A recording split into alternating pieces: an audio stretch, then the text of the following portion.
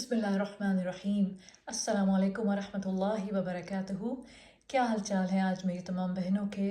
अल्हम्दुलिल्लाह मैं और मेरा ख़ानदान अल्लाह के फ़ज़ल से अल्लाह की बहुत बहुत रहमतों और बरकतों के दरमियान है। अल्हम्दुलिल्लाह हम अल्लाह सुब्हानहू व तआला की नेमतों का जितना शुक्र अदा करें उतना कम है। और मैं आप तमाम बहनों के लिए दिल से दुआ करती हूँ कि अल्लाह सुब्हानहू व तआला आप सबको अपनी रहमतों के साए में रखे, अपनी नेमतों से नवाजे और अपने जलाल से और अपने कहर से दूर फरमाए, आमीन। आज हम इंशाअल्लाह अपने रमज़ान की तैयारी की शुरुआत करेंगे इंशाअल्लाह। जैसा कि हमें पता है कि अगले हफ्ते से इंशाअल्लाह 22 मार्च तकरीबन जो डेट है कि उससे रमज़ान शुरू हो जाएगा। तो उससे पहले हम कुछ प्रेप करेंगे। हम देख रहे हैं कि जगह जगह इंटरनेट पे, मीडिया पे प्रेप्स की तैयारी है। कहीं कोई कोई खाने बन रहे हैं, कहीं कोई चीज़ें स्टॉक हो रही हैं, कहीं शॉपिंग्स हो रही हैं, कहीं सफाइयाँ हो रही हैं। तो हम देखते हैं कि हमें जो है वो क्या करना है। हमारे लिए असल में कुरान और सुन्नत के मुताबिक तैयारी किस चीज़ की है और तैयारी है किसके लिए, कौन आने वाला है, क्या हो रहा है। तो आइए हम शुरू करते हैं। नहमदुहु व नुसल्ली अला रसूलिहिल करीम, अम्मा बाद, फ़अऊज़ु बिल्लाहि मिनश शैतानिर रजीम, बिस्मिल्लाहिर्रहमानिर्रहीम, रब्बिश्रह ली सदरी व यस्सिर ली अमरी वहलुल उक़दतम मिन लिसानी यफ़क़हू क़ौली, रब्बना ज़िदना इल्मा, अल्लाहुम्मा फ़क़्हिना फ़िद्दीन, आमीन या रब्बुल आलमीन। जैसे कि मैंने बताया अपनी प्यारी बहनों को कि आज हम जो है वो रमज़ान के बारे में, रमज़ान का इस्तक़बाल कैसे करना है, हमें रमज़ान के महीने में क्या करने के काम है, हम उसको डिस्कस करेंगे। हम जैसे कि आप टाइटल से देख चुके होंगे कि ये बुक है डॉक्टर फ़रहत हाशमी की, शहर रमज़ान, यानी रमज़ान का महीना और करने के काम।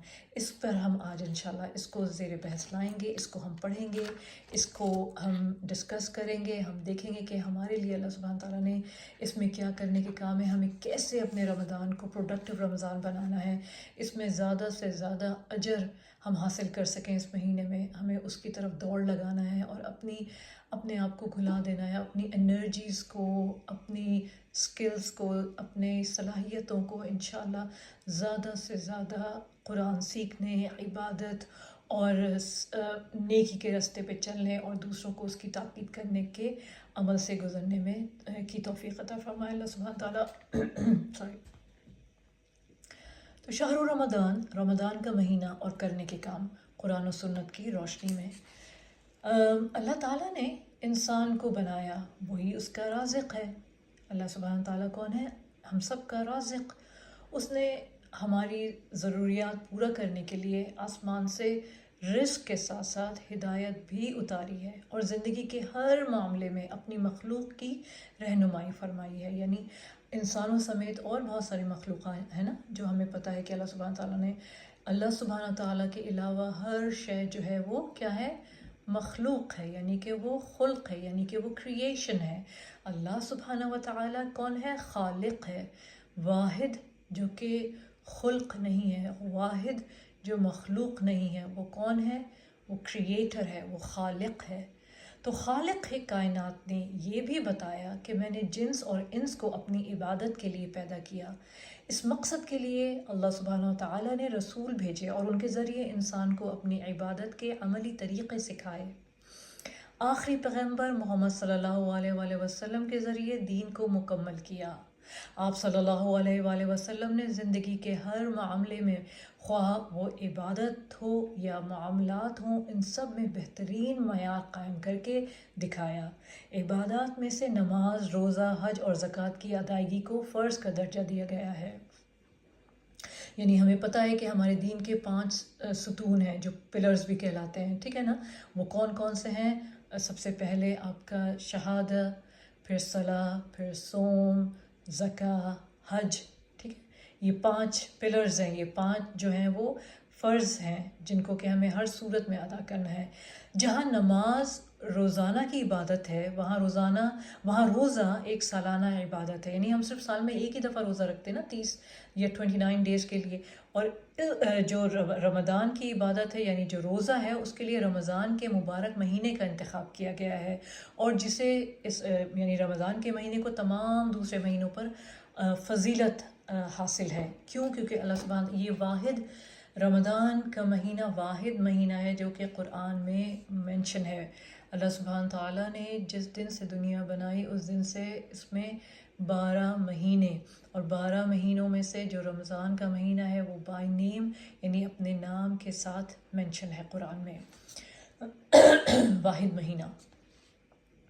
اللہ بزرگ و برتر سے دعا ہے کہ وہ رمضان میں خلوص نیت کے ساتھ کثرت سے نیکیاں کرنے اور برائیوں سے بچنے کی توفیق عطا فرمائے، اور تقرب اللہ کے راستے کی تمام اندرونی اور بیرونی رکاوٹوں کو دور کر دے، آمین۔ ہم اس دعا کے ساتھ آگے بڑھتے ہیں۔ ہم دیکھتے ہیں کہ یہ شہر رمضان کیا ہے۔ شہر رمضان الذي انزل فيه القرآن هدى للناس وبينات من الهدى والفرقان فمن شهد منكم الشهر فليصمه ومن كان مريضا أو على سفر فعدة من أيام أخر يريد الله بكم اليسر ولا يريد بكم العسر ولتكملوا العدة ولتكبروا الله على ما هداكم وَلَعَلَّكُمْ تَشْكُرُونَ۔ رمضان وہ مہینہ ہے جس میں قرآن نازل کیا گیا ہے جو انسانوں کے لیے ہدایت ہے اور ایسی واضح تعلیمات پر مشتمل ہے جو راہ راست دکھانے والی اور حق و باطل کا فرق کھول کر رکھ دینے والی ہیں۔ پس جو کوئی تم میں سے اس مہینے کو پائے اس کو لازم ہے کہ اس مہینے کے روزے رکھے، اور جو کوئی مریض ہو یا سفر پر ہو تو وہ دوسرے دنوں میں روزوں کی تعداد پوری کرے۔ اللہ تمہارے لیے آسانی چاہتا ہے، سختی کرنا نہیں چاہتا، اور یہ کہ تم روزوں کی تعداد پوری کرو، اور جس ہدایت سے اللہ نے تمہیں نوازا ہے اس پر اس کی بڑائی بیان کرو تاکہ تم شکر گزار بنو۔ سورہ البقرہ 185۔ سبحان اللہ۔ پھر آگے جب ہمیں یہ پتہ چل جاتا ہے کہ اللہ سبحانہ تعالیٰ نے یہ ہم پہ روزے فرض کیے ہیں تو پھر کرنا کیا ہے؟ خوش آمدید رمضان کو ہمیں ویلکم کرنا ہے۔ مرحبا رمضان۔ شعبان کا چاند طلوع ہوتے ہی رمضان کی خوشبو آنے لگتی ہے۔ اب ہم چونکہ شعبان کے آخری ہفتے میں ہیں الحمدللہ، تو مجھے امید ہے کہ ہم بہت ساری بہنوں نے 15 شعبان تک کے روزے رکھ لیے ہوں گے، اور کہا یہ جاتا ہے کہ حضور اکرم صلی اللہ علیہ وسلم نے فرمایا کہ رمضان جو شعبان ہے اس کے 15 دن کے بعد کے روزوں کو جو ہے وہ آپ اس کے اوپر ریلیکسیشن دیجئے، یعنی کہ اپنے آپ کو انرجیٹک بنائیے اگلے آنے والے فرض روزوں کے لیے، یعنی کہ رمضان کے مہینے کے لیے۔ نیکی کے تمام مواقع سے ہمیں خوب فائدہ اٹھانا ہے، پورے جوش و خروش سے تیاری شروع کر دینی ہے، اور نیکیوں میں آگے بڑھ کر اپنے دل کی پکار پر جان و دل سے لبیک کہنا ہے۔ نبی اکرم صلی اللہ علیہ وسلم نے فرمایا، ایک پکارنے والا پکار کر کہتا ہے، اے نیکیوں کے طالب آگے بڑھ، اور اے برائیوں کے طالب باز آ جا۔ تو کیا کرنا ہے؟ یعنی کہ اس مہینے میں شعبان کے مہینے کی بات ہو رہی ہے، ابھی رمضان نہیں آیا، مگر ہمیں اس کو کیسے پورے جوش و خروش کے ساتھ سیلیبریٹ کرنا ہے، یعنی کہ اس کو خوش آمدید کہنے کے لیے رمضان کو ابھی سے اپنی تیاریاں شروع کر دینی ہے۔ اور مجھے یقین ہے کہ ہم میں سے بہت ساری بہنوں نے اپنے بہت ساری تیاریاں کر بھی لی ہوں گی۔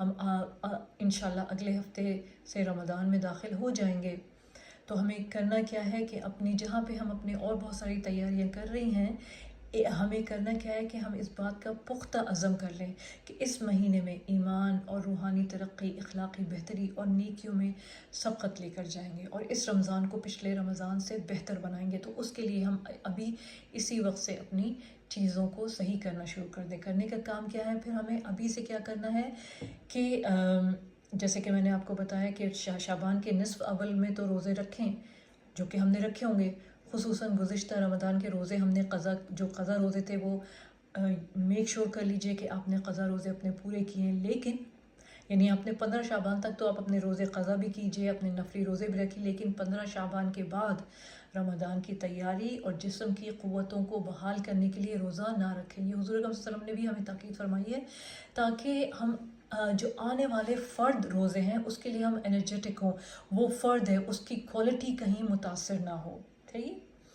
پھر ہمیں کیا کرنا ہے کہ اچھی بکس پڑھیں, اچھے لیکچر سنیں, گھر والوں کو, اپنے دوستوں کو, اپنے نیبرز کو, اپنے ہمسایوں کو رمضان کے بارے میں ان سے گفتگو کریں, ان کو بھی اس کی نالج پرووائڈ کریں, ان کو بھی اس کی آگاہی دیں کہ رمضان آنے والا ہے, تم نے تیاری کر لی ہے. ٹھیک ہے. اور چھوٹے موٹے اپنے کام, کوئی پینڈنگ کام ہے رمضان میں, گھر کی صفائی اچھی طرح کر لیجئے رمضان کے آنے سے پہلے. ٹھیک ہے. اپنی گروسریز کر لیجئے, اپنی چیزوں کو آرگنائز کر لیجئے. ٹھیک ہے نا, تاکہ آپ کے لیے آگے آنے والے دن, رمضان کے دن جو ہیں وہ بہتر طریقے سے عبادت میں صرف ہو سکیں. اور اس کے علاوہ صدقہ خیرات کے لیے رقم اور ضروری چیزیں الگ کر لیں. ٹھیک ہے نا. اور روزمرہ کے کاموں کی لسٹ بنا لیں. رائٹ. تو ہمیں کرنا کیا ہے, ہمیں یہ بات یاد رکھنا ہے کہ یہ گنتی کے چند دن ہیں. کون سے دن گنتی کے چند دن ہیں؟ رمضان کے دن, یعنی جو روزے میں ہمارے دن گزریں گے یہ گنتی کے چند دن ہوں گے. ٹھیک ہے نا. یعنی یا تو 29 ہوں گے یا 30 ہوں گے. تو کیا کرنا ہے, ان گنتی کے چند دنوں کے لیے ہمیں زیادہ سے زیادہ ایسے کام کرنے ہیں جو باعث اجر ہوں. ٹھیک ہے. غیر ضروری کاموں کے اوپر توجہ نہیں دینی, اور غیر ضروری مصروفیات کو بھی ترک کر دینا ہے. رسول اکرم صلی اللہ علیہ وسلم نے فرمایا تمہارے پاس رمضان آیا ہے, یہ برکتوں والا مہینہ ہے, تو اس کی برکتوں سے جتنا زیادہ ہو سکے فائدہ اٹھاؤ. اب کیا کرنا ہے, استقبال رمضان کا استقبال دعاؤں کے ساتھ. رمضان کا چاند دیکھنے کا اہتمام کریں. اب ہم چونکہ یہاں پر ہیں یو کے میں, تو یہاں پہ رمضان کا چاند دیکھنا از نیکسٹ ٹو امپاسبل. ٹھیک ہے نا. تو اگر اللہ سبحانہ تعالیٰ ہمیں توفیق دے اور ہماری آنکھ میں اتنی سکت ہو تو وائی ناٹ, مگر اگر ہم نہیں دیکھ سکتے تو دعا پڑھنے میں تو ہمیں کوئی مضائقہ نہیں ہے. رمضان کا استقبال خوشی اور دعاؤں کے ساتھ کریں, اور اگر آپ چاند دیکھ لیں تو کیا دعا مانگیں کہ یا اللہ ہم پر یہ چاند امن, ایمان, سلامتی اور اسلام کے ساتھ طلوع فرما. اے چاند میرا اور تیرا رب اللہ ہے. کتنی خوبصورت دعا ہے. پھر اللہ سب سے بڑا ہے. اے اللہ, پھر ایک اور دعا ہے جس کو کہ حضور اکرم صلی اللہ علیہ وسلم نے فرمایا, حدیث سے ثابت ہے کہ اللہ سب سے بڑا ہے. اے اللہ یہ چاند ہم پر امن, ایمان, سلامتی اور اسلام کے ساتھ طلوع فرما, اور اس چیز کی توفیق کے ساتھ جس کو تو پسند کرتا ہے اور جس سے تو راضی ہوتا ہے. اے چاند میرا اور تیرا رب اللہ ہے. اللہ کرے ہمارا یہ رمضان گزشتہ تمام رمضانوں سے زیادہ بہتر ہو. آمین. اس رمضان میں ہم سب سے زیادہ پروڈکٹیو ہوں انشاءاللہ. آمین. اب کیا ہے ہمارا نیکسٹ ٹاپک, شہر الرحمہ والبرکہ, رحمت اور برکت کا مہینہ. رمضان وہ مبارک مہینہ ہے جس میں اللہ تعالیٰ اپنے بندوں پر خصوصی رحمتیں اور برکتیں نازل فرماتے ہیں. شیاطین کو قید کر کے اپنے بندوں کو نیکی کے کاموں کی رغبت دلاتے ہیں تاکہ بھلائی کے کام کرنا ان کے لیے آسان ہو جائے. یعنی اللہ سبحانہ تعالیٰ کی رحمت ہے کہ اللہ سبحانہ تعالیٰ نے شیاطین کو چینڈ کر دیا, ان کو بند کر دیا, اور انسانوں کو کے لیے پورا میدان صاف کر دیا کہ جاؤ جتنی اپنے لیے نیکیاں کما سکتے ہو کماؤ. رسول اکرم صلی اللہ علیہ وسلم نے فرمایا جب رمضان کا مہینہ آتا ہے تو رحمت کے دروازے کھول دیے جاتے ہیں. ایک اور روایت میں آتا ہے کہ رسول اکرم صلی اللہ علیہ وسلم نے فرمایا تمہارے پاس رمضان آیا ہے, یہ برکتوں والا مہینہ ہے. اللہ تعالیٰ نے اس کے روزے تم پر فرض کیے ہیں. اس میں جنت کے دروازے کھول دیے جاتے ہیں اور جہنم کے دروازے بند کر دیے جاتے ہیں اور شیاطین جکڑ دیے جاتے ہیں. اس میں ایک رات ہے جو 1000 مہینوں سے بہتر ہے. جو اس رات کی بھلائی سے محروم رہا تو تحقیق وہ محروم ہی رہا. صحیح. یعنی تو رمضان کیا ہے, رحمت اور برکت کا مہینہ ہے. ہمیں جتنا زیادہ ہو سکے اس سے فائدہ اٹھانا ہے. اب کرنے کا کام کیا ہے, اللہ کی رحمت پانے کے لیے ہر اچھے کام, مثلا عبادات, صدقہ, خیرات, دوسروں کی مدد, سلام اور مسکراہٹ وغیرہ میں سبقت لے جانے کی کوشش کریں. یعنی کہ جلدی کریں, پہلے سے پہل کیجیے. شیاطین قید ہیں اور نفس کو نیکیوں پر آمادہ کرنا آسان ہے, لہٰذا اپنی اصلاح کے ہاتھ آئے اس موقع کو جانے نہ دیں. ٹھیک ہے، اور اس دعا کو زبانی یاد کر لیں اور صبح شام پڑھیں۔ کون سی دعا؟ یا حی یا قیوم برحمتک استغیث اصلح لی شأنی کلہ، اصلح لی شأنی کلہ ولا تکلنی الی نفسی طرفۃ عین۔ اے زندہ اور قائم رہنے والے، تیری رحمت کے سبب سے فریاد کرتی ہوں کہ میرے سب کاموں کی اصلاح فرما دے، اور پلک جھپکنے تک کے لیے بھی میرے نفس کے حوالے مجھے نہ فرما یا مجھے نہ کر یا رب العالمین، آمین۔ ٹھیک ہے، تو ہمیں ہر وقت یہ دعا کرنی ہے کہ یا رب العالمین مجھے میرے نفس کے حوالے پلک جھپکنے کی دیر تک بھی نہ کرنا، آمین، خاص طور پہ اس مہینے میں انشاءاللہ۔ پھر رمضان کیا ہے؟ شہر الصیام، یعنی روزوں کا مہینہ ہے۔ شہر یعنی مہینہ، اور الصیام مطلب روزوں کا مہینہ۔ تو روزہ اس ماہ کی خصوصی عبادت ہے جو شعبان معظم 2 ہجری میں فرض کیا گیا۔ یہ ہمیں پتہ ہونا چاہیے کہ رمضان یعنی یا روزے جو ہیں وہ کون سے ہجری میں فرض ہوئے؟ ہجرت کر کے جب مسلمان مکہ سے مدینہ آئے تو 2 ہجری میں، یعنی کہ 2 سال گزر چکے تھے ہجرت کو، تب جو ہے وہ رمضان جو ہے یا روزے جو ہیں وہ فرض کیے گئے۔ نبی کریم صلی اللہ علیہ وسلم نے اپنی زندگی میں 9 برس رمضان المبارک کے روزے رکھے۔ روزہ پہلی امتوں پر بھی فرض تھا، اس غرض کے لیے رمضان کا مہینہ امت مسلمہ کے حصے میں آیا۔ ارشاد باری تعالی ہے، یا ایہا الذین آمنوا کتب علیکم الصیام کما کتب علی الذین من قبلکم لعلکم تتقون۔ اے لوگو جو ایمان لائے ہو، تم پر روزے اس طرح فرض کیے گئے جس طرح تم سے پہلے لوگوں پر فرض کیے گئے تھے، تاکہ تم متقی بن جاؤ۔ یعنی متقی بن جاؤ کس طرح سے؟ عبادت کر کے۔ فرض روزوں کو ضرور ہر صورت میں ایمان لاؤ اور فرض روزے ادا کرو۔ دوسری جگہ فرمایا، فَمَن شَهِدَ مِنكُمُ الشَّهْرَ فَلْيَصُمْهُ، پس تم میں سے جو اس مہینے کو پائے تو چاہیے کہ وہ اس کے روزے رکھے۔ حدیث سے بھی روزے کی فرضیت ثابت ہے۔ رسول اکرم صلی اللہ علیہ وسلم نے فرمایا، اسلام کی بنیاد 5 چیزوں پر ہے: گواہی دینا کہ اللہ کے سوا کوئی معبود نہیں اور محمد صلی اللہ علیہ وسلم اللہ کے بندے اور اس کے رسول ہیں، نماز قائم کرنا، زکوٰۃ ادا کرنا، بیت اللہ کا حج کرنا اور رمضان کے روزے رکھنا۔ روزہ فرض عبادت ہونے کے ساتھ ساتھ بے شمار فائدوں کا حامل اور اجر و ثواب کمانے کا ذریعہ بھی ہے، جیسا کہ درج ذیل حدیث سے پتہ چلتا ہے کہ روزہ ڈھال ہے۔ رسول اکرم صلی اللہ علیہ وسلم نے فرمایا، روزہ آگ سے ڈھال ہے جس طرح لڑائی میں تم میں سے کسی کی ڈھال ہوتی ہے، یعنی شیلڈ۔ آپ کو روزہ کیا ہے؟ شیلڈ پرووائڈ کرتا ہے۔ یعنی روزے کی وجہ سے انسان بہت سے ان گناہوں سے بچ جاتا ہے جن کے ارتکاب کی صورت میں وہ جہنم میں جا سکتا تھا۔ روزہ جنت میں داخلے کا ذریعہ ہے۔ ابو امامہ رضی اللہ تعالیٰ عنہ نے رسول اکرم صلی اللہ علیہ وسلم سے ایسے عمل کی بابت سوال کیا جو انہیں جنت میں داخل کرے، تو آپ صلی اللہ علیہ وسلم نے فرمایا، علیک بالصوم فإنہ لا مثل لہ، تم روزے کو لازم پکڑ لو کہ اس کی مانند کوئی چیز نہیں، یعنی کہ روزے کی جیسے کوئی شے ہے ہی نہیں، تو اس کو پکڑ لو، سختی سے پکڑ لو۔ روزے کی جزا خود اللہ تعالیٰ دیں گے۔ رسول اکرم صلی اللہ علیہ وسلم نے فرمایا، اللہ تعالیٰ فرماتا ہے، ابن آدم کے تمام اعمال اس کے لیے ہیں سوائے روزے کے، بے شک وہ میرے لیے ہے اور میں خود اس کا بدلہ دوں گا۔ یعنی کہ روزے کی کو اللہ سبحانہ تعالیٰ نے اس کا اجر جو ہے ڈسکلوز نہیں کیا، کھولا نہیں۔ اللہ سبحانہ تعالیٰ نے کہا یہ میرے اور میرے بندے کے بیچ میں ہے، میں خود اس کا بدلہ دوں گا۔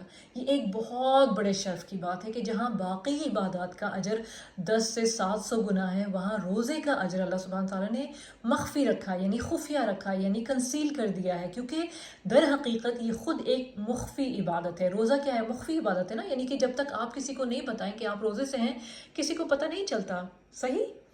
تو یہ ایک ایسی عبادت ہے کہ جو جیسے آپ نماز پڑھتے ہیں تو آپ پتہ چل رہا ہے، دیکھنے والا دیکھ رہا ہے کہ آپ نماز پڑھ رہے ہیں، ٹھیک ہے نا؟ آپ کوئی حج کر رہے ہیں تو پتہ چل رہا ہے۔ زکوٰۃ کی ادائیگی بھی ایک دوسرے بندے، آپ 2 بندے کو انوالو کرتی ہے۔ روزے میں کوئی دوسرا بندہ نہیں ہے، آپ فرسٹ پرسن ہیں جو کہ افیکٹڈ ہے، اور اسی لیے اللہ سبحانہ تعالیٰ نے کہا کہ اس کی اجر جو ہے وہ پھر میں خود دوں گا، میں اس کا بدلہ خود دوں گا۔ پھر کیا ہے کہ روزے دار کے لیے جنت میں خصوصی دروازہ ہے۔ نبی اکرم صلی اللہ علیہ وسلم نے فرمایا، جنت میں ایک دروازہ ہے جسے ریان کہا جاتا ہے، قیامت کے دن پکارا جائے گا، روزے رکھنے والے کہاں ہیں؟ چنانچہ جو شخص روزہ رکھنے والوں میں سے ہوگا وہ اس میں داخل ہو جائے گا. کس میں؟ جنت کے اس دروازے میں جس کو کہتے ہیں ریان.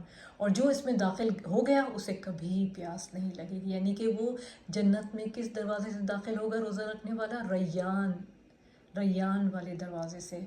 اور جو اس دروازے سے گزر گیا اس کو کبھی پیاس نہیں لگے گی. یعنی کہ وہ آؤٹ آف پلیجر تو پی لے گا جنت میں، مگر پیاسا کبھی نہیں فیل کرے گا اپنے آپ کو جنت میں انشاءاللہ. اللہم جعلنا منہم، آمین یا رب العالمین. روزے دار کے منہ کی بسانت کے بارے میں نبی اکرم صلی اللہ علیہ وآلہ وسلم نے فرمایا، قسم اس ذات کی جس کے ہاتھ میں محمد صلی اللہ علیہ وآلہ وسلم کی جان ہے، روزے دار کے منہ کی بسانت اللہ تعالیٰ کو مشک کی خوشبو سے زیادہ پسند ہے. سبحان اللہ. اب آپ یہ دیکھیے کہ اگر ہم کہیں کسی کے ساتھ بیٹھے ہوتے ہیں اور ہمارے منہ سے اسمیل آتی ہے کہ اگر ہم نے روزہ رکھا ہے تو ایک عجیب سی اسمیل آتی ہے نا، تو ہم نہیں پسند کرتے کہ لوگ ہم سے قریب ہوں کیونکہ ان کو اسمیل آئے گی. مگر اللہ سبحانہ تعالیٰ کیا کہتے ہیں کہ اللہ سبحانہ تعالیٰ کو یہ اسمیل پسند ہے، کہ امبیرسمنٹ کی بات نہیں. اللہ سبحانہ تعالیٰ کو اس کو اور کیسے پسند ہے کہ مشک کی خوشبو سے بھی زیادہ، جو کہ بہت ہی پسندیدہ خوشبوؤں میں سے ہے. سبحان اللہ. روزہ آگ سے بچاؤ کا ذریعہ ہے. نبی اکرم صلی اللہ علیہ وآلہ وسلم نے فرمایا، جو شخص اللہ کے راستے میں ایک دن کا روزہ رکھے گا، اللہ تعالیٰ اس کے بدلے اس کے چہرے کو آگ سے 70 سال کی مسافت پر رکھے گا. یعنی 70 سال صرف اس کے چہرے کو دور رکھا جائے گا، آگ کی جو ہے وہ ہیٹ بھی نہیں پہنچے گی. لغت عرب میں سیام متعلق رک جانے کو کہتے ہیں. شریعت میں اس کا مفہوم ہے کہ عبادت کے ارادے سے کھانے پینے، مجامعت اور دیگر روزہ توڑ دینے والی چیزوں سے صبح صادق کے طلوع سے سورج کے غروب تک اجتناب کرنا. یعنی کہ عام طور پر جو چیزیں آپ کرتے ہیں عام دنوں میں، وہ رمضان کے مہینے میں روزے کی حالت میں آپ ان سب سے اجتناب کریں گے. ٹھیک ہے؟ جو بھی آپ کے جن چیزوں کو منع کیا گیا، یعنی کہ سب سے پہلے تو آپ یہ لے لیجیے کہ اللہ سبحانہ تعالیٰ پسند فرماتے ہیں کہ انسان جو ہے وہ کھائے پیے، ٹھیک ہے نا، مگر اس کو بھی اللہ سبحانہ تعالیٰ نے منع کیا ہے، تو ہمیں پھر رک جانا ہے. اور یہی روزہ ہے کہ اللہ کے حکم سے ایون کیا کہ حلال چیزوں کو بھی جن پہ اللہ سبحانہ تعالیٰ نے کہہ دیا نہیں، جن کو اللہ سبحانہ تعالیٰ نے منع کر دیا، ہمیں ان حلال چیزوں کے اوپر بھی رک جانا ہے. کب سے؟ صبح صادق سے لے کر طلوع سورج کے غروب ہونے تک اجتناب کرنا ہے. ٹھیک ہے نا؟ لیکن ایک بات اور یاد رکھنی ہے کہ روزہ صرف کھانا پینا چھوڑنے کا نام ہی نہیں ہے، بلکہ یہ انسان سے بہت سی بری عادات کے ترک کرنے کا ذریعہ بھی ہے. ٹھیک ہے نا؟ کہ ہم سے یہ جو ہم 30 دنوں میں روزے رکھیں گے انشاءاللہ، جہاں ہم اپنی حلال چیزوں کو چھوڑیں گے، یعنی کھانا پینا سونا، ٹھیک ہے، عبادت کے لیے، وہاں پہ ہم سے اللہ سبحانہ تعالیٰ کے رحم اور فضل سے ہم سے بہت ساری بری عادات بھی چھوٹ جائیں گی. امام ابن الجوزی نے روزے کے 3 درجے بتائے ہیں. عام روزہ کیا ہے؟ عام روزہ تو یہ ہے کہ خود کو پیٹ بھرنے اور شہوت سے دور رکھا جائے، یعنی سیکسول ڈیزائر سے اور کھانے پینے سے دور رکھیں، یہ ایک عام روزہ ہے. ٹھیک ہے. نمبر 2 کیا ہے؟ خاص روزہ. اور وہ کیا ہے خاص روزہ؟ یہ ہے کہ نظر، زبان، ہاتھ، پاؤں، کان اور تمام اعضاء کو گناہ سے بچایا جائے. اور نمبر 3 کیا ہے؟ خاص الخاص روزہ. اور خاص الخاص روزہ یہ ہے کہ دل کو ردی خیالات اور اللہ تعالیٰ سے دور کرنے والے افکار سے پاک کر دے اور اس کی یاد کے سوا ہر چیز سے رک جائے. یعنی کیا؟ اللہ تعالیٰ انسان کو جتنے بھی افکار ہیں، جتنی بھی فکریں ہیں، بری باتیں ہیں، ان کے خیالات تک سے روک دے، ردی خیالات سے روک دے، اور اللہ کی یاد کے سوا اور دل میں کوئی چیز نہ ہو. تو یہ ہے خاص الخاص روزہ. ضرورت اس بات کی ہے کہ ہم اپنا جائزہ لیں کہ ہمارا روزہ کس درجے کا ہے. ٹھیک ہے نا؟ جو ہم اپنا کھانا پینا چھوڑیں گے، اپنا آرام چھوڑیں گے، ٹھیک ہے، اپنے اور بہت سارے حلال کام جو کہ اللہ سبحانہ تعالیٰ نے اس مہینے میں اگر کیا یا اس وقت میں کیا روزے کی حالت میں تو اس کو حرام کہا ہے، اس کو چھوڑیں گے، تو پھر ہمارا کیا ہونا چاہیے مقصد؟ کہ ہم زیادہ سے زیادہ سنسیریٹی کے ساتھ جو ہے اپنا ریوارڈ گین کریں. تو کرنے کا کام کیا ہے؟ روزہ ایک فرض عبادت ہے جسے خالص نیت کے ساتھ صرف اللہ کی رضا کے لیے رکھیں. کسی شرعی عذر کے بغیر روزہ ہرگز نہ چھوڑیں. روزے کو باطل کرنے والے کاموں سے بچیں. روزے کی حالت میں خاص طور پر زبان کی حفاظت کریں. سب سے امپورٹنٹ چیز کیا ہے؟ چھوٹی سی چیز ہے مگر کتنی بڑی، اس کا ویٹ بہت بڑا ہے. جو الفاظ آپ کی زبان سے نکلتے ہیں، میری زبان سے نکلتے ہیں، وہ ترازو میں بہت ہیوی جاتے ہیں. تو روزے کی حالت میں خاص طور پر زبان کی حفاظت کریں. ٹھیک ہے، روزے کو باطل کرنے والے کاموں سے بچائیں، یعنی کہ آپ نے روزہ بھی رکھ لیا، بھوک پیاس برداشت کر لی، سامنے کھانا حلال پڑا ہے تو بھی نہیں کھا رہے، مگر اگر ایسے کام کریں جن سے کہ روزہ باطل ہوتا ہے، ٹھیک ہے، تو پھر آپ کو اپنے آپ کو روکنا پڑے گا۔ نبی اکرم صلی اللہ علیہ وآلہ وسلم نے فرمایا، جس نے ایمان کے ساتھ اور ثواب کی نیت سے رمضان کے روزے رکھے، اس کے گزشتہ سارے گناہ معاف کر دیے جائیں گے۔ اب یہ سوچیں کتنی بڑی بات ہے کہ یعنی اگر ہم نے یہ 30 ڈیز ویسے گزار لیے جیسے کہ ہمیں تاکید کی جا رہی ہے، ہمیں سمجھایا جا رہا ہے قرآن اور سنت سے، تو اگر ہم ان کو اس طرح سے کر پاتے ہیں، یعنی کہ اپنے آپ کو جو ہے پورا فوکس ہو کر خالص نیت کے ساتھ اور برائیوں سے روک کر، جتنی باطل چیزیں ان سے روک کر اگر صرف خالصتاً جو ہے اپنے روزے کو پروڈکٹیو بنائیں اور ہائیسٹ لیول پہ لے کے جائیں انشاءاللہ، تو پھر کیا ہوگا، کتنا بڑا ریوارڈ ہے کہ جو ہم نے اتنے بڑے بڑے گناہ کیے ہوئے اللہ سبحانہ تعالیٰ، اور کبھی کھلے کیے ہیں کبھی پوشیدہ کیے ہیں، اللہ سبحانہ تعالیٰ ہم ان سب سے ہماری بخشش فرما دے گا۔ سبحان اللہ، اللہم اجعلنا منہم، آمین یا رب العالمین۔ پھر کیا ہے رمضان؟ رمضان کیا ہے؟ السحور والافطار، سحری اور افطاری۔ رمضان میں روزہ نفس کو اللہ کی اطاعت کا پابند بناتا ہے۔ بندہ اللہ کے حکم سے ایک خاص وقت تک کھانا پینا چھوڑ دیتا ہے اور ایک مخصوص وقت میں سحری، خواہ اس کا دل نہ بھی چاہ رہا ہو تو اللہ کی خوشنودی کے لیے کھاتا ہے۔ یعنی سحری کا وقت ایسا ہوتا ہے کہ ہم کیا کر رہے ہوتے ہیں اس وقت، ظاہر سی بات ہے اس وقت بیڈ پہ ہوتے ہیں، اٹھنا چاہ رہے ہوتے ہیں، ٹھیک ہے نا، تو جب بندہ اٹھتا ہے صرف اس لیے کہ اللہ خوش ہوگا، ٹھیک ہے، تو پھر کیا ہوتا ہے کہ اس میں اللہ سبحانہ تعالیٰ برکت دیتے ہیں۔ اسی لیے بندہ مومن کے لیے سحری کھانے میں برکت ہے، اور سحری کھانا نبی کریم صلی اللہ علیہ وسلم کی سنت ہے۔ نبی کریم صلی اللہ علیہ وسلم نے فرمایا سحری کھاؤ کیونکہ سحری کھانے میں برکت ہے۔ حضرت عرباد بن ساریہ کہتے ہیں کہ مجھے رسول اکرم صلی اللہ علیہ وسلم نے رمضان میں سحری کے لیے بلایا اور فرمایا آؤ مبارک کھانا کھا لو، یعنی سحری کو مبارک کھانا آپ صلی اللہ علیہ وسلم نے جو ہے فرمایا۔ سحری کھانے والوں پر رحمت نازل ہوتی ہے۔ حضرت ابن عمر رضی اللہ تعالیٰ عنہ سے روایت ہے کہ رسول اکرم صلی اللہ علیہ وسلم نے فرمایا یقیناً اللہ اور اس کے فرشتے سحری کھانے والوں پر درود بھیجتے ہیں، یعنی اللہ تعالیٰ کی طرف سے ان پر رحمتیں اور برکتیں نازل ہوتی ہیں، اور فرشتے ان کے لیے رحمت و مغفرت کی دعائیں فرماتے ہیں۔ اب یہ دیکھیے کہ سحری کھانے سے فائدہ کس کو ہو رہا ہے؟ مجھے اور آپ کو، مگر اللہ سبحانہ و تعالیٰ ہم پر رحمتیں اور برکتیں نازل فرما رہے ہیں اس لیے کہ ہم سحری کھا رہے ہیں، اور اللہ بھی اور اس کے فرشتے بھی سبحان اللہ ہم پر ہمارے لیے دعائیں فرما رہے ہیں۔ اللہ سبحانہ تعالیٰ کے فرشتے ہمارے لیے رحمت اور مغفرت کی دعائیں فرما رہے ہیں۔ اب کیا ہے کہ سحری میں کھانا کیا چاہیے؟ کھجور بہترین سحری ہے۔ نبی کریم صلی اللہ علیہ وسلم نے فرمایا کھجور مومن کی بہترین سحری ہے۔ سحری میں متوازن غذا استعمال کریں تاکہ دن بھر تر و تازہ رہیں اور صحیح طور پر فرائض اور دیگر عبادات ادا کر سکیں۔ روزے دار کے لیے 2 خوشیاں ہیں۔ نبی اکرم صلی اللہ علیہ وسلم نے فرمایا روزے دار کو 2 خوشیاں حاصل ہوتی ہیں، ایک اس وقت جب وہ افطار کرتا ہے تو خوشی محسوس کرتا ہے، اور دوسرے جب وہ اپنے رب سے ملاقات کرے گا تو روزے کا ثواب دیکھ کر خوش ہو جائے گا، کیونکہ ابھی ہم پیچھے پڑھ کر آئے ہیں کیا کہ اللہ سبحانہ تعالیٰ نے فرمایا کہ روزے کا ثواب بالکل مخفی ہے، خفیہ ہے، میری طرف سے، میرے اور میرے بندے کے بیچ میں ہے، تو اس کا اجر بھی میں ہی دوں گا۔ اب باقی نیکیوں کا اللہ سبحانہ تعالیٰ نے کہا کہ 1 کے بدلے 10 ملیں گی، 7 ملیں گی، 700 ملیں گی، مگر اس کا جب روزے دار اپنے روزے کا ثواب دیکھے گا تو وہ خوش ہو جائے گا۔ تو حضور اکرم صلی اللہ علیہ وسلم نے فرمایا کہ روزے دار کو 2 خوشیاں حاصل ہوتی ہیں، ایک اس وقت جب وہ افطار کرتا ہے، اور دوسرا وہ اس وقت جب انشاءاللہ وہ اپنے رب سے ملے گا۔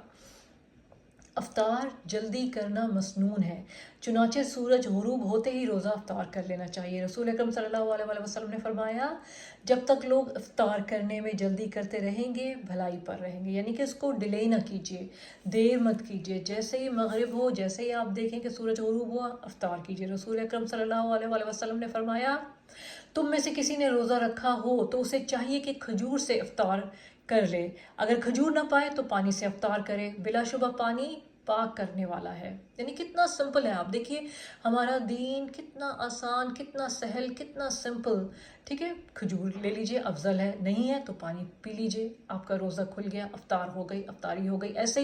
ایسے ہی سحر بھی ہے، ایسے ہی کتنی آسان ہمارے لیے اللہ سبحانہ تعالیٰ نے کہ کھجور افضل ہے، سحری کے لیے نہیں ہے تو پانی پی لیجئے، ٹھیک ہے. رسول اکرم صلی اللہ علیہ وآلہ وسلم نماز سے پہلے تازہ کھجوروں سے روزہ افطار فرماتے. اگر تازہ کھجوریں نہ ہوتی تو خشک کھجور تناول فرما لیتے. یہ بھی نہ ہوتی یعنی کہ خشک کھجور بھی نہ ہوتی تو پانی کے چند گھونٹ پی لیا کرتے تھے صلی اللہ علیہ وآلہ وسلم. صحیح. تو ہمیں بھی اپنے دسترخوانوں پہ سحری کے لیے کوئی لمبی چوڑی چیزیں نہیں چاہیے. صرف اگر کھجور مل جائے کھجور، پانی مل جائے پانی، دودھ بھی پی سکتے ہیں. ٹھیک ہے، جو بھی آسانی سے میسر ہو، جو بھی آپ آسانی سے ارینج کر سکیں، حلال. اب کرنے کے کام کیا ہے؟ سحری اور افطاری کا اہتمام اعتدال کے ساتھ کریں، کیونکہ یہ شہر طعام نہیں بلکہ شہر صیام ہے. رمضان کا مہینہ کیا ہے؟ شہر الطعام نہیں ہے، یعنی کھانے کا مہینہ نہیں ہے بلکہ شہر الصیام ہے، روزے کا مہینہ ہے.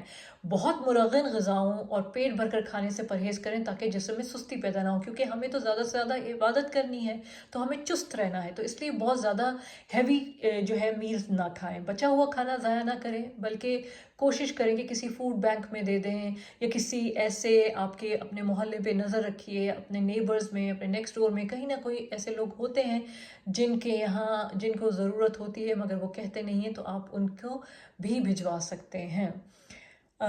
اور افطار کی دعا کیا ہے؟ روزہ کھولتے وقت رسول اکرم صلی اللہ علیہ وآلہ وسلم یہ کلمات کہتے تھے: اللہم لک صمت وعلی رزقک افطرت. اے اللہ، میں نے تیرے لیے روزہ رکھا اور تیرے ہی دیے ہوئے رزق سے افطار کیا. دوسری دعا کیا تھی؟ ذهب الظمأ وابتلت العروق وثبت الاجر ان شاء اللہ. پیاس ختم ہو گئی، رگیں تر ہو گئیں اور روزے کا ثواب انشاءاللہ پکا ہو گیا. روزہ افطار کرانے والے کو یہ دعا دیں. رسول اکرم صلی اللہ علیہ وآلہ وسلم نے حضرت سعد بن معاذ رضی اللہ تعالیٰ عنہ کے پاس روزہ افطار کیا اور پھر یہ دعا دی: روزے دار تمہارے ہاں روزہ افطار کرتے رہیں اور نیک لوگ تمہارا کھانا کھاتے رہیں اور فرشتے تمہارے لیے دعائیں کرتے رہیں. کتنی خوبصورت دعا ہے. تو ہمیں بھی ان لوگوں کے لیے جو ہمارے پاس افطاری بھیجتے ہیں، ان کے لیے، یا جو بھی آپ کہیں ٹریول کر رہے ہیں اور کوئی آپ کو افطار کرواتا ہے تو ان کے لیے ضرور ان کو اپنی دعاؤں میں یاد رکھیں، ان کے لیے یہ دعا ضرور کیجیے. رسول اکرم صلی اللہ علیہ وآلہ وسلم نے فرمایا: جس نے روزے دار کو روزہ افطار کرایا اسے بھی اتنا ہی اجر ملے گا جتنا اجر روزے دار کے لیے ہے، اور روزہ دار کے اجر سے کوئی چیز کم نہیں ہوگی. یعنی کہ وہ جو افطار کروا رہا ہے اس کو اتنا ہی اجر ملے گا، اور جو روزہ جس نے رکھا ہوا ہے اس کی کوئی ریوارڈ میں کمی نہیں آئے گی. خوبصورت رشتہ، دینے والے کا بھی اور لینے والے کا بھی. اللہ سبحانہ تعالیٰ نے ہر چیز کو خوبصورتی سے باندھا ہے ہمارے دین میں. سبحان اللہ.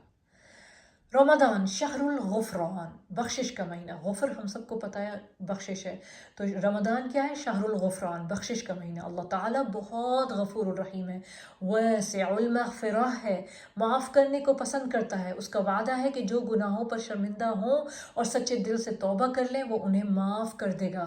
اللہ تعالیٰ کا ارشاد ہے: الذین یجتنبون کبائر الاثم والفواحش الا اللمم ان ربک واسع المغفرہ. سبحان اللہ، بیوٹیفل. سورہ نجم 32.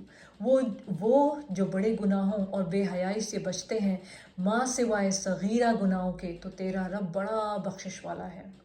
انسان خطا کا پتلا ہے، زندگی میں چھوٹے بڑے گناہوں میں مبتلا ہوتا رہتا ہے جس پر اس کو ندامت اور شرمندگی بھی ہوتی ہے. ہر انسان چاہتا ہے کہ کسی طرح ان گناہوں کے بوجھ سے آزاد ہو اور اس دلدل سے باہر نکل آئے، یعنی گناہوں کی دلدل سے باہر نکل آئے. رمضان گناہوں سے پاک ہونے کا بہترین موقع ہے. نبی کریم صلی اللہ علیہ وآلہ وسلم نے فرمایا: ایک رمضان دوسرے رمضان تک اپنے درمیان ہونے والے گناہوں کو مٹا دیتا ہے جبکہ کبیرہ گناہوں سے اجتناب کیا جائے. یعنی کہ تو اگر ایسا انسان نہیں ہے جو کبیرہ گناہوں پہ جھپٹے، یعنی کہ بڑے جو میجر سنز ہیں اگر آپ اپنے آپ کو ان سے دور رکھتے ہیں، بچا کر رکھتے ہیں، تو ایک رمضان سے دوسرے رمضان تک جو بھی صغیرہ گناہ ہوئے ہیں، جو بھی مائنر سنز آپ سے ہوئے ہیں، اللہ سبحانہ تعالیٰ ان سے آپ کو ان سے مغفرت فرمائے گا. اور جس نے ایمان کے ساتھ اور ثواب کی نیت سے رمضان کے روزے رکھے اس کے گزشتہ سارے گناہ معاف کر دیے جاتے ہیں. صحیح. یعنی ایک رمضان سے دوسرے رمضان تک اگر ایمان کے ساتھ اور ثواب کی نیت سے رمضان کے روزے رکھے ہیں تو وہ پچھلے سارے گناہ معاف کر دیے جائیں گے. سبحان اللہ. روزے دار مرد اور عورت کے لیے بخشش کا وعدہ ہے. ارشاد ہے: والصائمین والصائمات. اللہ سبحانہ تعالیٰ سورہ الاحزاب میں فرماتے ہیں آیت نمبر 35، اور روزہ رکھنے والے مرد اور روزہ رکھنے والی عورتیں اللہ نے ان کے لیے بخشش اور اجر عظیم کا وعدہ فرمایا ہے۔ جو شخص رمضان پائے اور اس کی مغفرت نہ ہو وہ بد نصیب ہے۔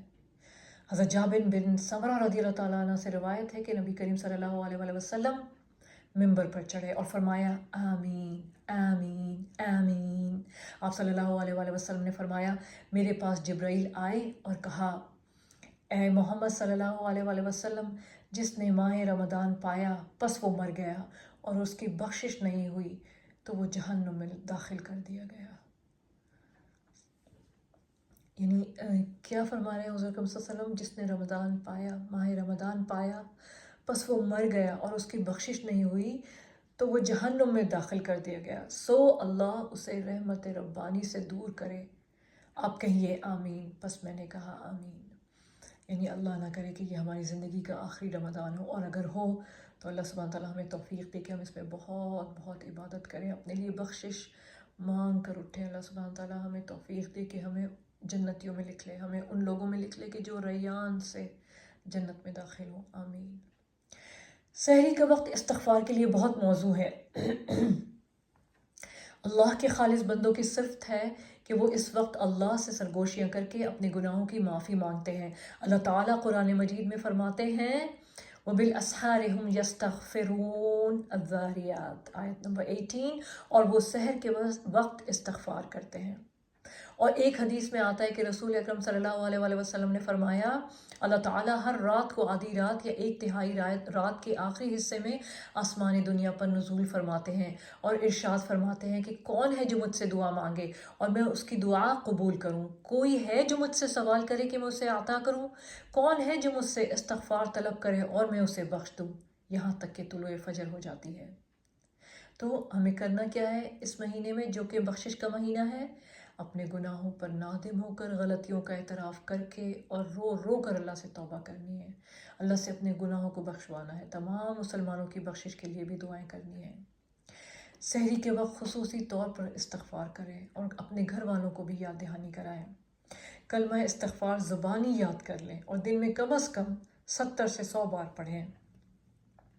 کیا ہے، کون سا ہے کلمہ استغفار؟ استغفر اللہ العظیم الذی لا الہ الا هو الحی القیوم واتوب الیہ، میں بخشش مانگتی ہوں اللہ تعالیٰ سے جو بہت عظمت والا ہے، جس کے سوا کوئی معبود برحق نہیں، وہ ہمیشہ زندہ اور قائم رہنے والا ہے، اور میں اس کی طرف رجوع کرتی ہوں۔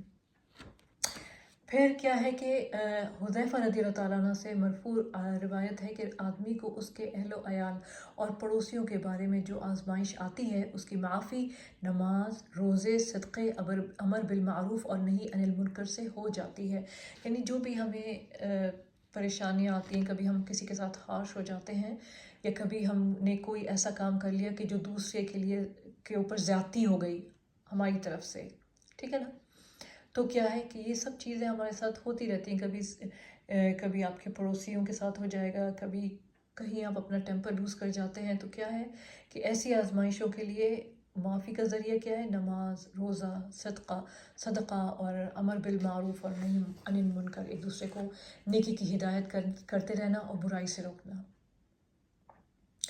پھر کیا ہے؟ رمضان شہر التقوی، یعنی تقوی کا مہینہ ہے۔ روزے کا اصل مقصد تقوی کا حصول ہے، جیسے کہ اللہ تعالیٰ نے فرمایا یا ایھا الذین آمنوا کتب علیکم الصیام کما کتب علی الذین من قبلکم لعلکم تتقون، اے ایمان والوں تم پر روزے فرض کیے گئے جس طرح تم سے پہلے لوگوں پر فرض کیے گئے تھے تاکہ تم متقی بن جاؤ۔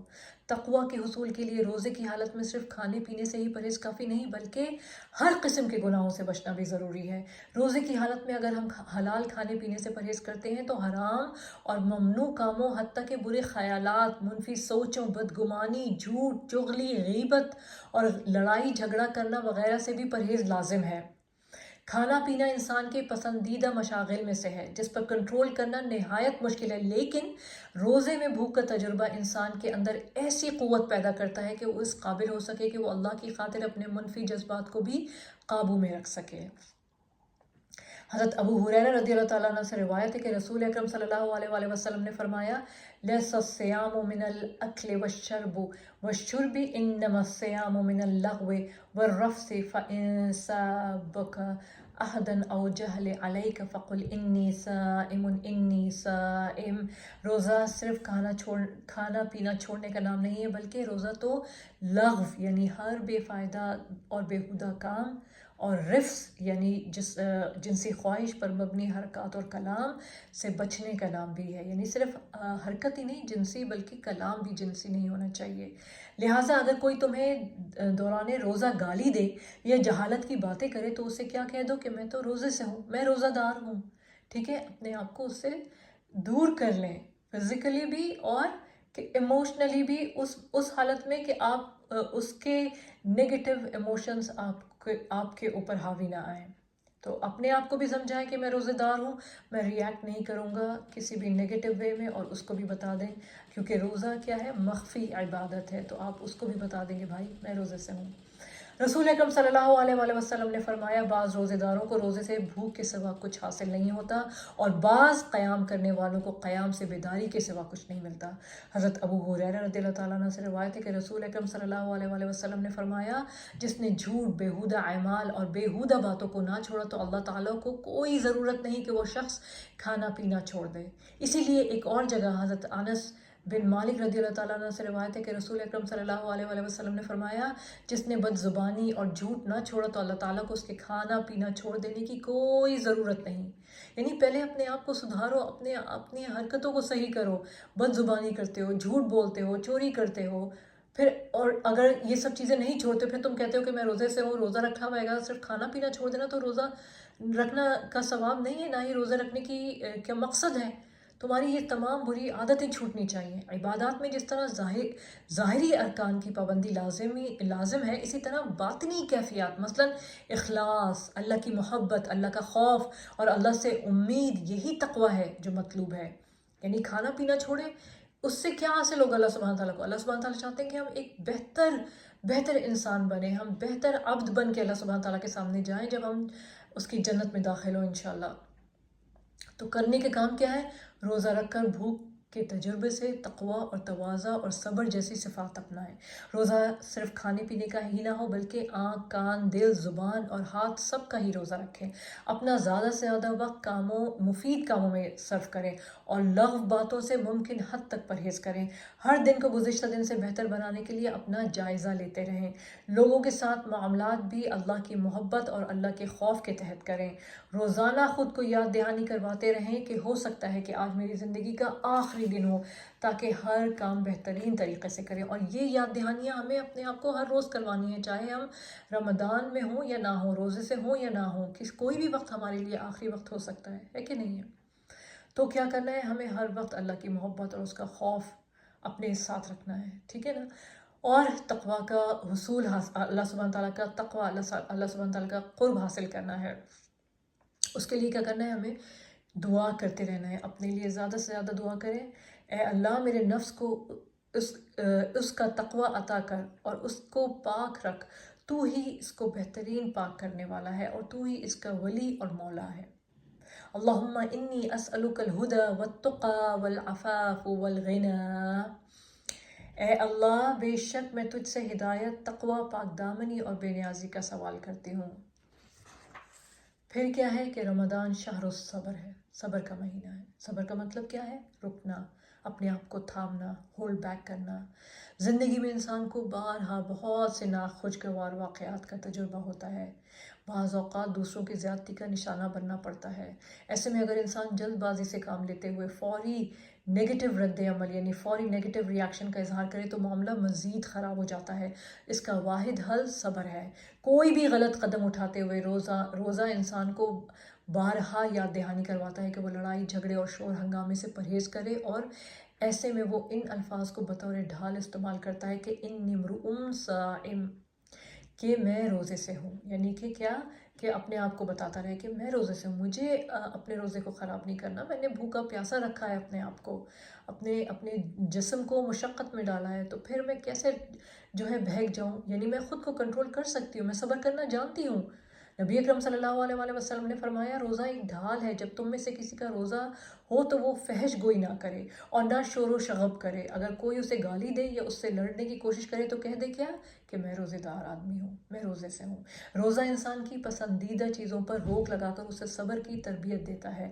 دنیا اور آخرت کی کامیابی کے لیے صبر نہایت ضروری ہے۔ قرآن مجید میں آتا ہے آج میں نے انہیں ان کے صبر کرنے پر بدلہ دے دیا اور وہی کامیاب ہونے والے ہیں۔ سبحان اللہ۔ اللہ سبحانہ تعالیٰ المؤمنون سورہ 111 میں فرماتے ہیں انی جزیتہم اليوم بما صبروا انہم هم الفائزون، یعنی آج میں نے انہیں ان کے صبر کرنے پر بدلہ دے دیا، اور یہی تو وہ لوگ ہیں جو کہ کامیاب ہیں۔ لوگوں یعنی صبر کرنے والے کامیاب ہیں، ریاکٹیو زندگی گزارنے والے نہیں۔ ٹھیک، لوگوں سے معاملہ کرتے ہوئے اگر کسی ناموافق بات سے واسطہ پڑے اور دوسرا شخص ایسی بات کہہ دے جس سے روزہ دار کو غصہ آ جائے تو اسے اپنے روزے کا خیال کرتے ہوئے صبر و تحمل سے کام لینا چاہیے۔ خاص طور پر کوشش کرے کہ غصہ کے وقت خاموش رہے۔ صبر اگرچہ مشکل کام ہے مگر اس کا بدلہ جنت ہے۔ اللہ تعالیٰ فرماتے ہیں وَجَزَاهُمْ بِمَا صَبَرُوا جَنَّةً وَحَرِيرًا، اور ان کے صبر کی وجہ سے ان کا بدلہ جنت اور حریم یعنی ریشم ہوگا۔ جب اتنا ہائی لیول کا اجر ہے، ریوارڈ اتنا ہے، تو پھر ہم تھوڑی سی محنت کر لیں اپنے اوپر اور ہم صبر کر لیں۔ ہم کھانے پینے پہ بھی تو صبر کرتے ہیں، تو اپنی عادات، اپنے ریاکشن اور اپنے ایکشنز کو بھی کنٹرول کر لیں۔ کرنے کا کام کیا ہے؟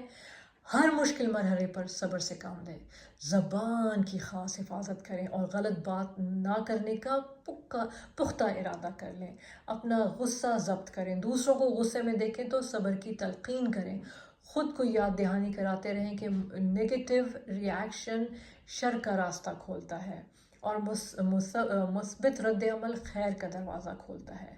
وَاصْبِرْ وَمَا صَبْرُكَ إِلَّا بِاللَّهِ، اور صبر کرو اور اللہ کی توفیق سے ہی تجھے صبر مل سکتا ہے۔ النحل۔ رسول اکرم صلی اللہ علیہ وآلہ وسلم نے فرمایا صبر کے مہینے ماہ رمضان کے اور مہینے کے 3 روزے رکھنا سینے کے کینے کو دور کرتا ہے۔ صبر کا مہینہ کیا ہے؟ یعنی ماہ رمضان کو صبر کا مہینہ کہا جاتا ہے نا، تو صبر کے مہینے یعنی ماہ رمضان کے اور ہر مہینے کے 3 روزے رکھنا پلس ٹاپ اپ کرنا ہر مہینے کے 3 روزوں سے کیا ہوگا؟ سینے کے کینوں کو دور کرتا ہے۔ ٹھیک، اب کیا ہے؟ جو بچنے کی کوشش کرتا ہے اللہ اس کو بچاتا ہے، اور جو بے نیازی اختیار کرتا ہے اللہ اسے بے نیاز کر دیتا ہے، اور جو صبر کی کوشش کرے اللہ اسے صبر عطا فرما دیتے ہیں۔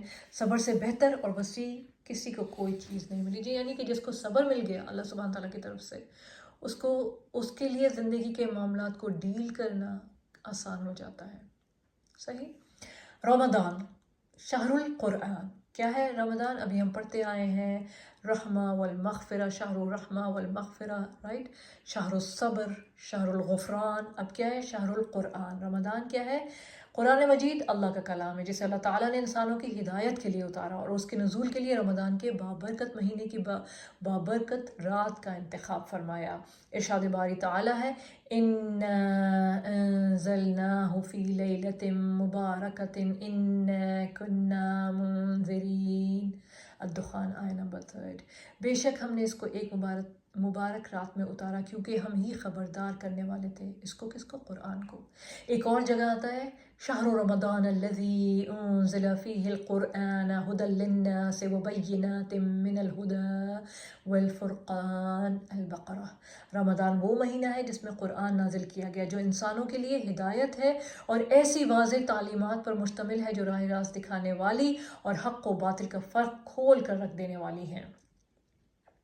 رمضان میں نبی اکرم صلی اللہ علیہ وآلہ وسلم جبرائیل علیہ السلام کو قرآن سناتے۔ عبداللہ رضی اللہ تعالیٰ عنہ بیان کرتے ہیں کہ رمضان میں ہر رات جبرائیل علیہ السلام آپ صلی اللہ علیہ وآلہ وسلم سے ملاقات کرتے تھے، اور نبی کریم صلی اللہ علیہ وآلہ وسلم رمضان گزرنے تک انہیں قرآن سناتے۔ ایک اور حدیث سے یہ بھی پتہ چلتا ہے کہ آپ صلی اللہ علیہ وآلہ وسلم ہر سال جبرائیل علیہ السلام کو ایک بار قرآن کا نازل شدہ حصہ سناتے، اور وفات سے پہلے آخری سال آپ صلی اللہ علیہ وآلہ وسلم نے 2 بار سنایا۔ ان مذکورہ احادیث سے ہمیں رمضان میں قرآن مجید کے ساتھ آپ صلی اللہ علیہ وآلہ وسلم کے خصوصی تعلق کا پتہ چلتا ہے، اس لیے ہمیں بھی اس بابرکت مہینے میں قرآن مجید کے ساتھ اپنا تعلق مندرجہ ذیل طریقوں سے قائم کرنا چاہیے۔ کیا طریقے ہیں وہ؟ تلاوت قرآن مجید، قرآن مجید عربی زبان میں نازل ہوا ہے، اس لیے اس کے ٹیکسٹ کی عربی میں تلاوت باعث ثواب ہے، ہر حرف پر 10 نیکیوں کا وعدہ ہے۔ اللہ تعالیٰ نے قرآن مجید پڑھنے والوں کو ایسی کامیاب تجارت کی خوشخبری دی ہے جس میں کسی قسم کا کوئی گھاٹا نہیں ہے۔ کیا فرماتے ہیں اللہ سبحانہ تعالیٰ سورہ فاطر میں؟ ان الذین یتلون کتاب اللہ واقاموا الصلاة وأنفقوا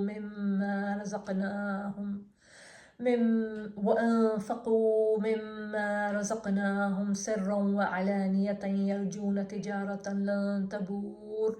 جو لوگ کتاب اللہ کی تلاوت کرتے ہیں اور نماز قائم کرتے ہیں اور جو کچھ ہم نے انہیں رزق دیا ہے اس میں سے کھلے اور چھپے خرچ کرتے ہیں، یقیناً وہ ایک ایسی تجارت کی امید رکھتے ہیں جس میں ہرگز خسارہ نہ ہوگا۔ لہٰذا اس ماہ میں دوسرے دنوں کی نسبت تلاوت قرآن میں زیادہ سے زیادہ وقت لگانا چاہیے۔ قیام اللیل میں تلاوت قرآن، تراویح یا قیام اللیل میں قرآن مجید پڑھنا اور سننا باعث شفاعت ہے۔ حضرت عبداللہ بن عمر رضی اللہ تعالیٰ عنہ سے روایت کرتے ہیں کہ رسول اکرم صلی اللہ علیہ وآلہ وسلم نے فرمایا، روزہ اور قرآن قیامت کے دن بندے کے لیے سفارش کریں گے۔ روزہ کہے گا، اے میرے رب، میں نے اس بندے کو کھانے پینے اور اپنی خواہش پوری کرنے سے روکے رکھا، لہٰذا اس کے بارے میں میری سفارش قبول فرما۔ قرآن کہے گا، اے میرے رب، میں نے اس بندے کو رات کو سونے سے روکے رکھا قیام کے لیے، لہٰذا اس کے بارے میں میری سفارش قبول فرما۔ چنانچہ دونوں کی سفارش قبول کی جائے گی۔ اسی طرح عبداللہ بن عباس رضی اللہ تعالیٰ عنہ کی حدیث سے یہ بھی پتہ چلتا ہے کہ قرآن مجید بنسبت دن کے رات کو پڑھنا زیادہ افضل ہے، کیونکہ آپ صلی اللہ علیہ وسلم ہر رات جبرائیل علیہ السلام کو قرآن سناتے۔ آپ صلی اللہ علیہ وآلہ وسلم نے رمضان کے آخری عشرے کی 3 راتوں میں طویل قرات کے ساتھ تراویح کی جماعت کرائی۔ حفظ قرآن، قرآن مجید دیکھ کر پڑھنے والے کے علاوہ اسے سینے میں محفوظ کرنا بھی سعادت کی بات ہے۔ حضرت عبداللہ بن عمرو بن عاص رضی اللہ تعالیٰ عنہ سے روایت ہے کہ رسول اکرم صلی اللہ علیہ وآلہ وسلم نے فرمایا، صاحب قرآن سے روز قیامت کہا جائے گا، قرآن پڑھتا جا اور چڑھتا جا، اور اس طرح آہستہ آہستہ تلاوت کر جس طرح تو دنیا میں ترتیل سے پڑھتا تھا، پس تیرا مقام وہ ہوگا جہاں تیری آخری آیت کی تلاوت ختم ہوگی۔ ظاہر ہے ایسا وہی شخص کر سکتا ہے جس کے سینے میں قرآن محفوظ ہو، یعنی جس کو قرآن آتا ہوگا، جو حافظ ہوگا، جس نے قرآن حفظ کیا ہوگا۔ تو آپ یہ سوچئے کہ جیسے آپ کو فرشتے لے کے جا رہے ہیں اور کیا کہہ رہے ہیں کہ آپ کو اسکلیٹر پہ یا آپ کو لفٹ میں ڈال دیا ہے، آپ لفٹ میں ٹریول کر رہے ہیں، اوپر کی طرف لفٹ چل رہی ہے، اب لفٹ کون سے فلور پہ رکے گی؟ اس فلور پہ رکے گی جہاں پر آپ کا قرآن کمپلیٹ ہوگا۔ اب جتنے آپ نے قرآن پڑھا ہوگا وہ آپ کا اسٹیشن ہوگا، وہاں آپ کی لفٹ رک جائے گی، وہ آپ کا جنت میں فلور ہوگا انشاءاللہ۔ تو کون نہیں چاہتا جنت الفردوس؟ کون نہیں چاہتا سب سے ہائیسٹ رینک جنت کا؟ تو جتنا زیادہ ہم قرآن پڑھ سکیں، جتنا زیادہ قرآن حفظ کر سکیں، انشاءاللہ اپنے سینوں میں محفوظ کریں، آمین۔ تدبر قرآن نہ صرف یہ کہ ہم قرآن پڑھیں، حفظ کریں اور سنیں اور اس پہ جو ہے اس کی تلاوت کریں، بلکہ تدبر قرآن مجید کی آیات پر غور کرنا بھی بہت اجر کا سبب ہے۔ اسی لیے قرآن مجید کی آیات پر غور و فکر کیا جائے تاکہ کتاب ہدایت سے عملی رہنمائی بھی حاصل ہو سکے، کیونکہ یہ کتاب انسانوں کی ہدایت کے لیے اتاری گئی ہے۔ کون سی کتاب؟ قرآن کریم۔ ارشاد باری تعالیٰ ہے، کتاب انزلناہ الیک مبارک لیدبروا آیاتہ ولیتذکر اولو الالباب۔ یہ بابرکت کتاب ہے جسے ہم نے آپ کی طرف نازل کیا تاکہ لوگ اس کی آیات پر غور کریں اور عقل مند نصیحت حاصل کریں۔ صحیح؟ تعلیم میں قرآن انفرادی تلاوت اور تدبر کے علاوہ سب کے ساتھ مل بیٹھ کر قرآن مجید کا درس اور تدریس یا بہت سی رحمتوں اور برکتوں کا سبب بھی بنتا ہے کہ ہم ایک دوسرے کے ساتھ بیٹھیں، ایک دوسرے کو قرآن سمجھائیں، سکھائیں، بتائیں۔ حضرت ابو ہریرہ رضی اللہ تعالیٰ عنہ کہتے ہیں کہ رسول اکرم صلی اللہ علیہ وآلہ وسلم نے فرمایا، جو لوگ اللہ کے گھروں میں سے کسی گھر میں اکٹھے ہوں اور وہ اللہ کی کتاب پڑھیں اور اس کو پڑھائیں، ان پر اطمینان نازل ہوتا ہے، رحمت انہیں ڈھانپ لیتی ہے، فرشتے ان کے گرد گھیرا ڈال دیتے ہیں اور اللہ تعالیٰ ان لوگوں کا ذکر ان فرشتوں سے کرتا ہے جو اس کے پاس موجود ہوتے ہیں۔ سبحان اللہ۔ اس حدیث سے بھی قرآن کے معلم اور طالب علم کی فضیلت کا پتہ چلتا ہے۔ حضرت عثمان غنی رضی اللہ تعالیٰ عنہ سے روایت ہے کہ رسول اکرم صلی اللہ علیہ وآلہ وسلم نے فرمایا، تم میں سے بہتر وہ شخص ہے جو قرآن سیکھتا ہے اور سکھاتا ہے، یعنی قرآن کی تعلیم بھی دیتا ہے اور قرآن کا اسٹوڈنٹ بھی بنتا ہے۔ کرنے کے کام کیا ہے؟ رمضان میں قرآن مجید کی تلاوت کثرت سے کریں، کم از کم ایک قرآن خود پڑھ کر مکمل کریں۔ اگر آپ حافظ ہیں یا باقاعدہ دہرائی کا اہتمام کرتے ہیں تو ٹھیک ہے، بصورت دیگر قرآن مجید کا کچھ حصہ حفظ کرنے کی کوشش کریں۔ تراویح میں مکمل قرآن مجید پڑھنے اور سننے کا اہتمام کریں۔ قرآن کو سمجھیں اور اس پر غور کرنے کی کوشش کریں۔ دوسرے لوگوں کو بھی قرآن کی طرف بلائیں، کیونکہ رمضان میں دل خیر اور بھلائی کی طرف جلدی مائل ہو جاتے ہیں۔ سیکھنے سکھانے کی غرض سے دورہ قرآن مجید کی کسی بھی مجلس میں شرکت کریں، یا گھر بیٹھے آپ آن لائن سنیے، یا جو بھی کچھ آپ کے لیے آسانی سے ہو سکتا ہے۔ تو سیدنا ابو امامہ باہلی رضی اللہ تعالیٰ عنہ کہتے ہیں کہ میں نے رسول اکرم صلی اللہ علیہ وآلہ وسلم کو فرماتے ہوئے سنا، قرآن پڑھا کرو، وہ قیامت کے روز اپنے پڑھنے والوں کے لیے سفارش بن کر آئے گا، سفارشی بن کر آئے گا۔ کون؟ قرآن، یعنی وہ انٹرسیشن کرے گا، وہ اللہ سبحانہ تعالیٰ، قرآن اللہ سبحانہ تعالیٰ کے سامنے اپنے پڑھنے والے کی سفارش کرے گا کہ یا اللہ اس کو عذاب میں مت ڈالنا، یہ مجھے پڑھتا تھا۔ ٹھیک، تو کیا ہمیں ایسا سفارشی نہیں چاہیے؟ جب سب بند ہوں گے، جب اپنا بھائی سے بھاگ جائے گا، جب باپ بیٹے سے بھاگ جائے گا، جب شوہر کہے گا میری بیوی اور بچے لے لو، مجھے جانے دو، اس دن کوئی نہیں ہوگا کسی کے ساتھ، تو کیا ہوگا؟ قیامت کے روز اپنے پڑھنے والوں کے لیے قرآن سفارشی بن کر آئے گا۔ ہم سب چاہتے ہیں کہ اس روز ہمارا کوئی سفارشی ہو، جب ہم بھی دوسروں کو چھوڑ جائیں گے اور دوسرے ہمیں چھوڑ جائیں گے۔ تو اللہ سبحانہ تعالیٰ اس دن کو ہمارے لیے آسان فرمائے، اس دن کی سختی کو ہمارے لیے نرمی میں بدل دے، آمین۔ اب کیا ہے؟ شہر الدعا، دعا کا مہینہ۔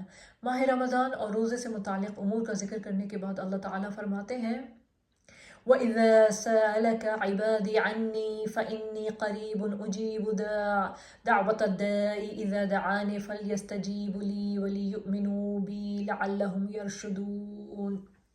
اور جب میرے بندے میرے بارے میں آپ صلی اللہ علیہ وآلہ وسلم سے پوچھیں تو کہہ دیں کہ میں قریب ہوں، میں پکارنے والے کی پکار کا جواب دیتا ہوں جب بھی وہ مجھے پکارے، بس چاہیے کہ وہ میری بات مان لیں اور مجھ پر ایمان لائیں تاکہ وہ ہدایت پائیں۔ اس سے پتہ چلتا ہے کہ دعا کرنا بھی ایک عبادت ہے۔ اور کہتے کہ اللہ سبحانہ تعالیٰ کہیں نہیں جانا، کوئی فلائٹ نہیں کیچ کرنی، کوئی ٹرین نہیں لینی، کوئی بس، کوئی کسی کار کی ضرورت نہیں ہے، کوئی ٹریولنگ نہیں کرنی، تمہیں صرف اور صرف مجھ سے دعا کر لو اپنے دل کے اندر۔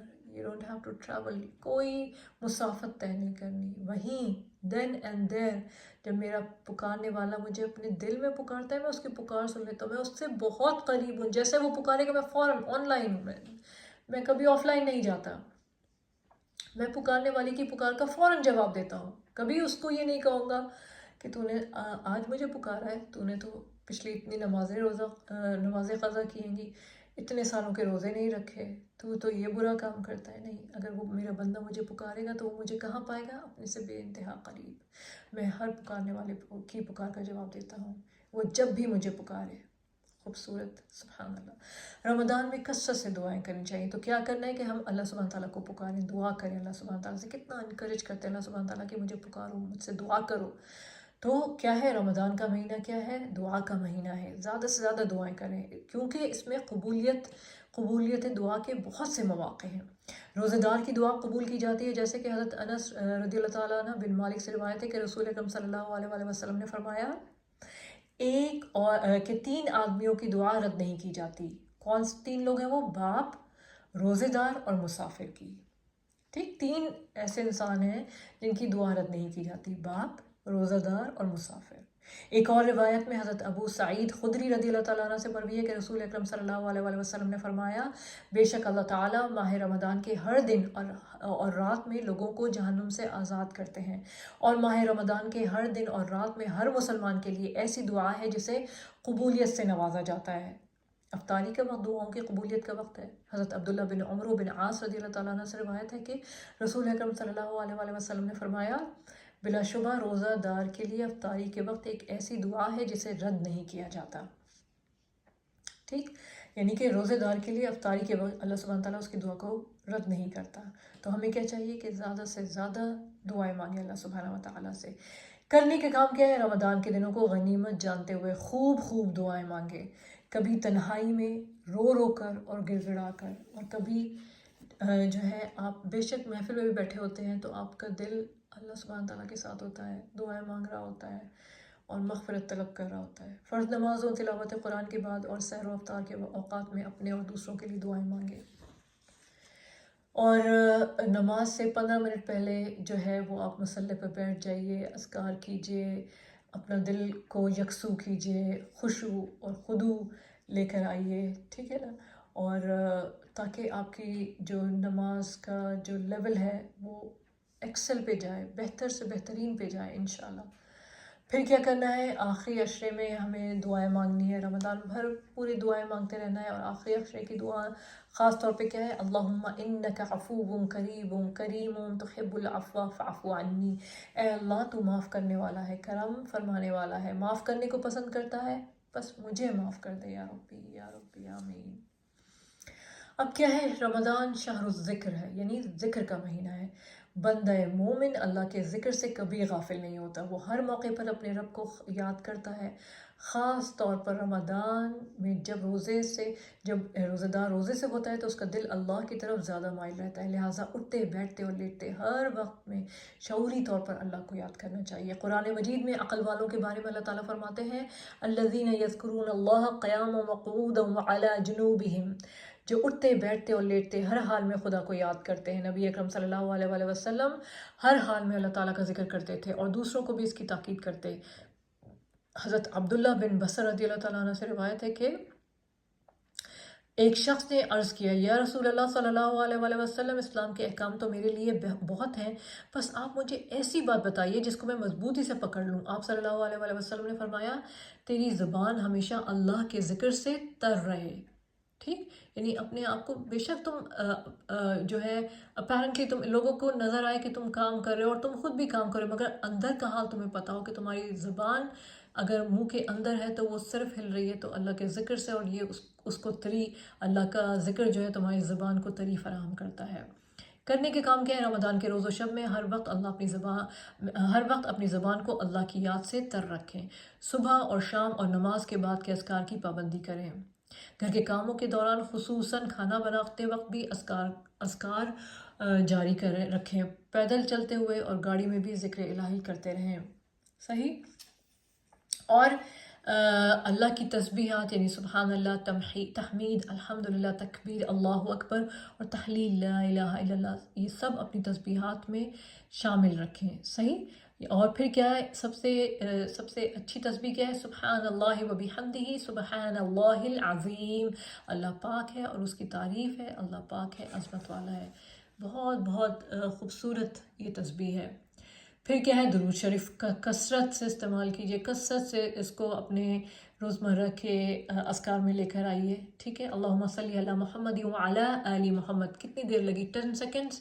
اے اللہ محمد صلی اللہ علیہ وسلم اور آل محمد صلی اللہ علیہ وآلہ وسلم پر رحمت نازل فرما، بس سب سے چھوٹا درود ہے یہ، ٹھیک ہے۔ کیا؟ اللہم صلی علی محمد وعلی آل محمد، بس۔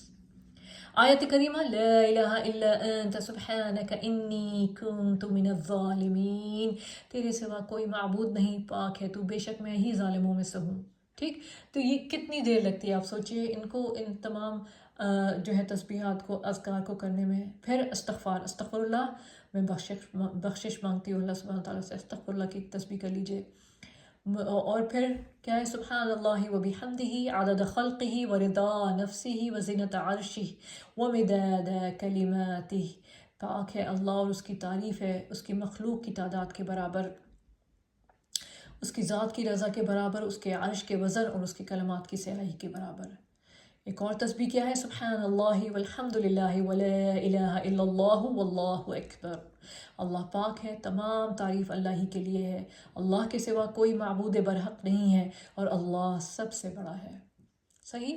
خوبصورت ہمیں نصیحتیں کی جا رہی ہیں، اللہ سبحانہ تعالیٰ اور اس کے نبی صلی اللہ علیہ وسلم ہمیں بتا رہے ہیں کہ دیکھو تم اس طرح سے اپنے آپ کو الائن کرو رمضان کے مہینے میں خاص طور پہ۔ تو ہمیں پتہ چلا کہ رمضان کیا ہے؟ شہر مغفرت ہے، رمضان مغفرت کا، برکت کا، رحمت کا، صبر کا مہینہ ہے، ٹھیک ہے، ذکر کا مہینہ ہے، ہمیں بہت بہت اذکار کرنے، اپنی زبان کو تر رکھنا ہے اللہ کے ذکر سے۔ اب کیا ہے؟ باہمی ہمدردی، یہ تو سب کچھ ہم نے اپنے لیے کیا، اب کیا ہے؟ باہمی ہمدردی کا مہینہ ہے۔ رمضان کیا ہے؟ شہر المعاسہ، یعنی رمضان کے مہینے میں باہمی ہمدردی کرنی ہے، ایک دوسرے کو پیچھے نہیں چھوڑنا، ایک سیلفش نہیں ہونا کہ صرف میرا روزہ تو پھر میرا افطار، میری سحری۔ رمضان کے مہینے کو نبی اکرم صلی اللہ علیہ وآلہ وسلم نے کیا فرمایا؟ شہر المواسع قرار دیا، یعنی کہ انسانوں کے ساتھ باہمی ہمدردی اور غم خواری کا مہینہ ہے۔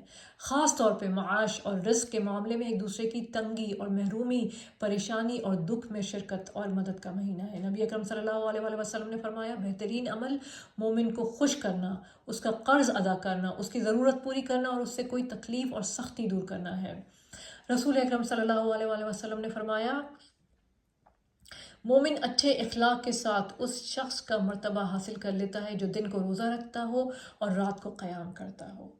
ٹھیک، روزہ دار کو ماہ رمضان میں خود بھوکا پیاسا رہ کر دل میں ان حاجت مندوں کا درد محسوس کرنے کا موقع ملتا ہے جو اکثر و بیشتر فقر و فاقہ میں مبتلا رہتے ہیں۔ یہ اس کے دل کے اندر نرمی پیدا ہوتی ہے اور وہ دوسروں کی ضروریات پوری کرنے کے لیے کوشش کرتا ہے۔ جب آپ خود کسی کے شوز میں آ کے گرتے ہیں نا، تب آپ کو پتہ چلتا ہے، کیونکہ ہمارے دسترخوان، ہمارے فریجز تو بھرے ہوتے ہیں کھانے سے، مگر جب ہم اللہ سبحانہ تعالیٰ کے لیے یہ کھانا چھوڑتے ہیں اور اپنی ہنگر پینس کو فیل کرتے ہیں، اپنے بھوک میں جو ہمارے پیٹ میں درد ہوتا ہے، جو ہماری کمزوری ہوتی ہے، جب ہم اس کو محسوس کرتے ہیں تب ہمیں پتہ چلتا ہے کہ وہ انسان جس کو کھانا میسر نہیں ہے، وہ تو روزانہ ہر وقت سال کے 12 مہینے اسی مشقت سے گزرتا ہے، اسی تکلیف سے گزرتا ہے۔ تو رمضان میں اسلاف کی مساجد جو تھیں کھانوں سے بھر جایا کرتی تھیں، وہ فقراء اور مساکین کو کھانا کھلایا کرتے تھے جو ہمارے اسلاف ہوتے تھے۔ ٹھیک ہے نا؟ کیوں؟ کیونکہ جس نے بھی کھانا کھلایا کسی کو تو اللہ اس کے ساتھ محبت کرتے ہیں، کیونکہ جب کوئی مسلمان کسی مسلمان کو کھانا کھلاتا ہے تو کیا ہوتا ہے؟ وہ اللہ کی محبت میں کھلاتا ہے نا۔ اللہ سبحانہ تعالیٰ کا ارشاد ہے کہ کیا وَيُطْعِمُونَ الطَّعَامَ عَلَىٰ حُبِّهِ مِسْكِينًا وَيَتِيمًا وَأَسِيرًا الدَّهْرَ، وہ اللہ کی محبت میں مسکین، یتیم اور قیدی کو کھانا کھلاتے ہیں۔ حضرت عائشہ صدیقہ رضی اللہ تعالیٰ عنہ سے مروی ہے کہ ایک مرتبہ نبی کریم صلی اللہ علیہ وآلہ وسلم کے پاس کہیں سے گوہ آئی، آپ صلی اللہ علیہ وآلہ وسلم نے اسے تناول فرمایا اور نہ ہی اس سے منع فرمایا۔ تو عائشہ رضی اللہ تعالیٰ عنہ فرماتی ہیں کہ میں نے عرض کیا اے اللہ کے رسول، کیا ہم یہ مسکینوں کو نہ کھلا دیں؟ آپ صلی اللہ علیہ وآلہ وسلم نے فرمایا جو چیز تم خود نہیں کھاتے وہ انہیں بھی مت کھلاؤ، یعنی کہ آپ صلی اللہ علیہ وآلہ وسلم کو پسند نہیں تھی تو وہ دوسرے کھا سکتے تھے، مگر آپ صلی اللہ علیہ وسلم جو کہ چیز مجھے نہیں پسند اپنے لیے، تو میں وہ کیسے دوسروں کو آفر کر دوں؟ کرنے کا کام کیا ہے؟ رمضان میں اللہ کی تمام مخلوق کے ساتھ خیر و بھلائی کے طریقے سوچیں، باہمی الفت و محبت کی فضا کو رواج دیں، فیملی کے ساتھ مل کر افطار کریں، رشتہ داروں، ہمسایوں، دوستوں کو افطار پر مدعو کریں، بیواؤں، یتیموں اور محتاجوں اور بیماروں کی خبر گیری کریں، ہسپتالوں میں مریضوں اور ان کے لاواحقین کی ضروریات پوری کرنے کے لیے جائیں، قیدیوں کی احوال پرسی اور ممکنہ مدد کریں۔ عورتوں کے لیے یہ باتیں ممکن نہیں ہوتی، مگر اگر کر سکتے ہیں کہیں پہ تو، کیونکہ قیدی بھی تو انسان ہی ہے نا، ان میں سے بہت سارے مسلمان بھی ہوں گے، ان مسلمانوں میں سے بہت سارے جو ہے وہ اپنے گناہوں سے توبہ بھی کر رہے ہوں گے اور روزہ بھی رکھ رہے ہوں گے۔ ٹھیک، کسی سوالی کو خالی ہاتھ نہ لوٹائیں۔ ٹھیک ہے، بزرگوں کا احترام اور بچوں کے ساتھ شفقت کا سلوک عام دنوں کی نسبت زیادہ کریں، اقربا سے صلہ رحمی کریں اور ان کی ضروریات معلوم کریں تاکہ ان کی مدد کر سکیں۔ آپس میں ناراض عزیز و اقارب کی صلح کروائیں، جو روٹھے ہوئے ہیں انہیں منا لیں، لوگوں کی طرف سے دل صاف کریں اور ان کے قصور معاف کر دیں تاکہ ہر ایک کے ساتھ احسان کر سکیں۔ نیکیوں کے کام میں کسی نہ کسی کو اپنے ساتھ شریک کر لیں، اس طرح بہت سے کام آسان ہو جائیں گے۔ اپنے دوستوں اور ساتھیوں کے ساتھ مل کر مختلف اشیاء ضرورت، کھانا، کپڑا، کارڈز، ایسی چیزیں بانٹیں۔ عورتیں جن دنوں میں نماز ادا نہ کر سکتی ہوں تو وہ پریشان ہو جاتی ہیں، اس کے لیے کیا کریں کہ وہ ذکر کریں، ٹھیک ہے، تلاوت سن لیں، لیکچر سن لیں، ٹھیک ہے، خدمت خلق میں آگے بڑھیں، اپنا کام کریں، افطاریاں بنا کر بھیجتے ہیں، ٹھیک ہے نا؟ تو یہ کام کر سکتے ہیں، بہت سارے اور کام ہیں کرنے والے انشاءاللہ۔ حذیفہ رضی اللہ تعالیٰ عنہ سے روایت ہے کہ رسول اکرم صلی اللہ علیہ وآلہ وسلم نے فرمایا جس کا خاتمہ ہوا اور اس نے اللہ سے ثواب حاصل کرنے کی امید میں کسی مسکین کو کھانا کھلا رکھا ہو تو وہ جنت میں داخل ہوگا۔ جس کی زندگی کا خاتمہ ہوا اور اس نے اللہ سے ثواب حاصل کرنے کی امید میں روزہ رکھا ہو تو وہ جنت میں داخل ہوگا، اور جس کا اختتام اس صورت میں ہوا کہ اس نے اللہ تعالیٰ سے ثواب کی امید میں لا الہ الا اللہ پڑھا ہو تو وہ بھی جنت میں داخل ہوگا۔ یعنی یہ 3 کام اگر کرنے والے نے کر گیا تو وہ جنت میں داخل ہوگا. یہ حضور اکرم صلی اللہ علیہ وسلم نے فرمایا. یعنی کسی مسکین کو کھانا کھلا دینا اس کا آخری عمل ہوا، ٹھیک ہے، یا وہ ہے، یا وہ پھر اللہ سے ثواب حاصل کرنے کی نیت سے روزہ رکھا اس نے، یا پھر اس نے جو ہے وہ لا الہ الا اللہ پڑھا، تو وہ جنت میں داخل ہوگا انشاءاللہ.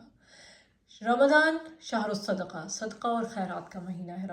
رمضان سخت سخاوت کا مہینہ ہے. اس ماہ مبارک میں نبی اکرم صلی اللہ علیہ وآلہ وسلم کی سخاوت کی کوئی انتہا نہ رہتی. حضرت عبداللہ بن عباس رضی اللہ تعالیٰ عنہ بیان کرتے ہیں کہ رسول اکرم صلی اللہ علیہ وآلہ وسلم لوگوں کے ساتھ بھلائی کرنے میں بہت سخی تھے، اور رمضان میں جب جبرائیل علیہ السلام سے ملتے تو آپ صلی اللہ علیہ وآلہ وسلم اور بھی زیادہ سخی ہو جاتے. رمضان میں ہر رات جبرائیل علیہ السلام سے ملا کرتے، اور رمضان میں ہر رات جبرائیل علیہ السلام آپ صلی اللہ علیہ وآلہ وسلم سے ملا کرتے، اور نبی کریم صلی اللہ علیہ وآلہ وسلم رمضان گزرنے تک انہیں قرآن سناتے. جب جبرائیل علیہ السلام آپ صلی اللہ علیہ وآلہ وسلم سے ملتے تو آپ صلی اللہ علیہ وآلہ وسلم فیاضی میں تیز ہواؤں کی مانند ہو جاتے. یعنی تیز ہوائیں جیسے کہ ونڈز ہوتی ہیں، کتنی تیز چلتی ہیں، کوئی روک سکتا ہے ان کو؟ کوئی قید کر سکتا ہے؟ اس حدیث سے یہ بات سامنے آتی ہے کہ نبی اکرم صلی اللہ علیہ وآلہ وسلم رمضان میں باقی تمام سال کی نسبت زیادہ صدقہ اور خیرات کرتے، اور اس صدقے کا فائدہ ہر ایک کو پہنچتا. جس طرح تیز ہوا ہر جگہ پہنچ جاتی ہے، اسی طرح ہمیں بھی چاہیے کہ اس ماہ میں زیادہ سے زیادہ خرچ کریں، اور یاد رکھیں کہ صدقہ کرنے سے مال کم نہیں ہوتا، بلکہ اللہ تعالیٰ اس کا اجر کئی گنا بڑھا دیتے ہیں. اہل و عیال، رشتہ دار، فقراء اور مساکین پر خرچ کرنے کے علاوہ نیکی کے دیگر کاموں مثلا مساجد کی تعمیر و ترقی، مسافر خانوں کے قیام و بہتری، کنوؤں کی کھدائی اور پینے کے پانی کا انتظام بھی کرنا چاہیے. اور ہمیں پتہ ہے کہ ابھی لاسٹ منتھ یا ایک مہینے پہلے ہمارے مسلم بردرز جو ہیں کتنی تکلیف میں ہیں. ٹرکی میں، سیریا میں جو ارتھ کوئک آیا اس کے لیے ان کو کتنی تکلیف ہے. ان کے کتنے لوگ جو ہے وہ بلڈنگز کے نیچے آ گئے، کتنی فیملیز جو ہیں وہ ختم ہو گئیں، اور کتنے بچے بغیر ماں باپ کے ہیں، بغیر وہاں پہ گنجائش ہی نہیں ہے کہ مزید کوئی اسٹرکچر کھڑا کیا جا سکے، کیونکہ بلڈنگز کولیپس ہو گئی ہیں. اللہ سبحانہ تعالیٰ ان کو آسانی کرے. تو مطلب ہمیں آگے سے آگے بڑھ کر یہ تمام فلاح اور صدقہ و خیرات کے کام کرنے چاہیے ہیں. اسی طرح دین کی تعلیم و تبلیغ اور اس راہ میں نکلے ہوئے طالب علموں کے تعلیمی اخراجات پر خرچ کرنا بہترین صدقہ جاریہ کا کام ہے، کیونکہ فی سبیل اللہ خرچ کیے جانے والے مال کو اللہ تعالیٰ اپنے ذمے قرض شمار کرتے ہیں. یہ بہت بڑی خوشخبری. اللہ تعالیٰ ارشاد فرماتے ہیں من ذا الذی یقرض اللہ قرضا حسنا فیضاعفہ لہ اضعافا کثیرا. کون ہے وہ جو اللہ کو قرض حسنہ دے تاکہ اللہ اسے کئی گنا بڑھا کر اس کو واپس کر دے.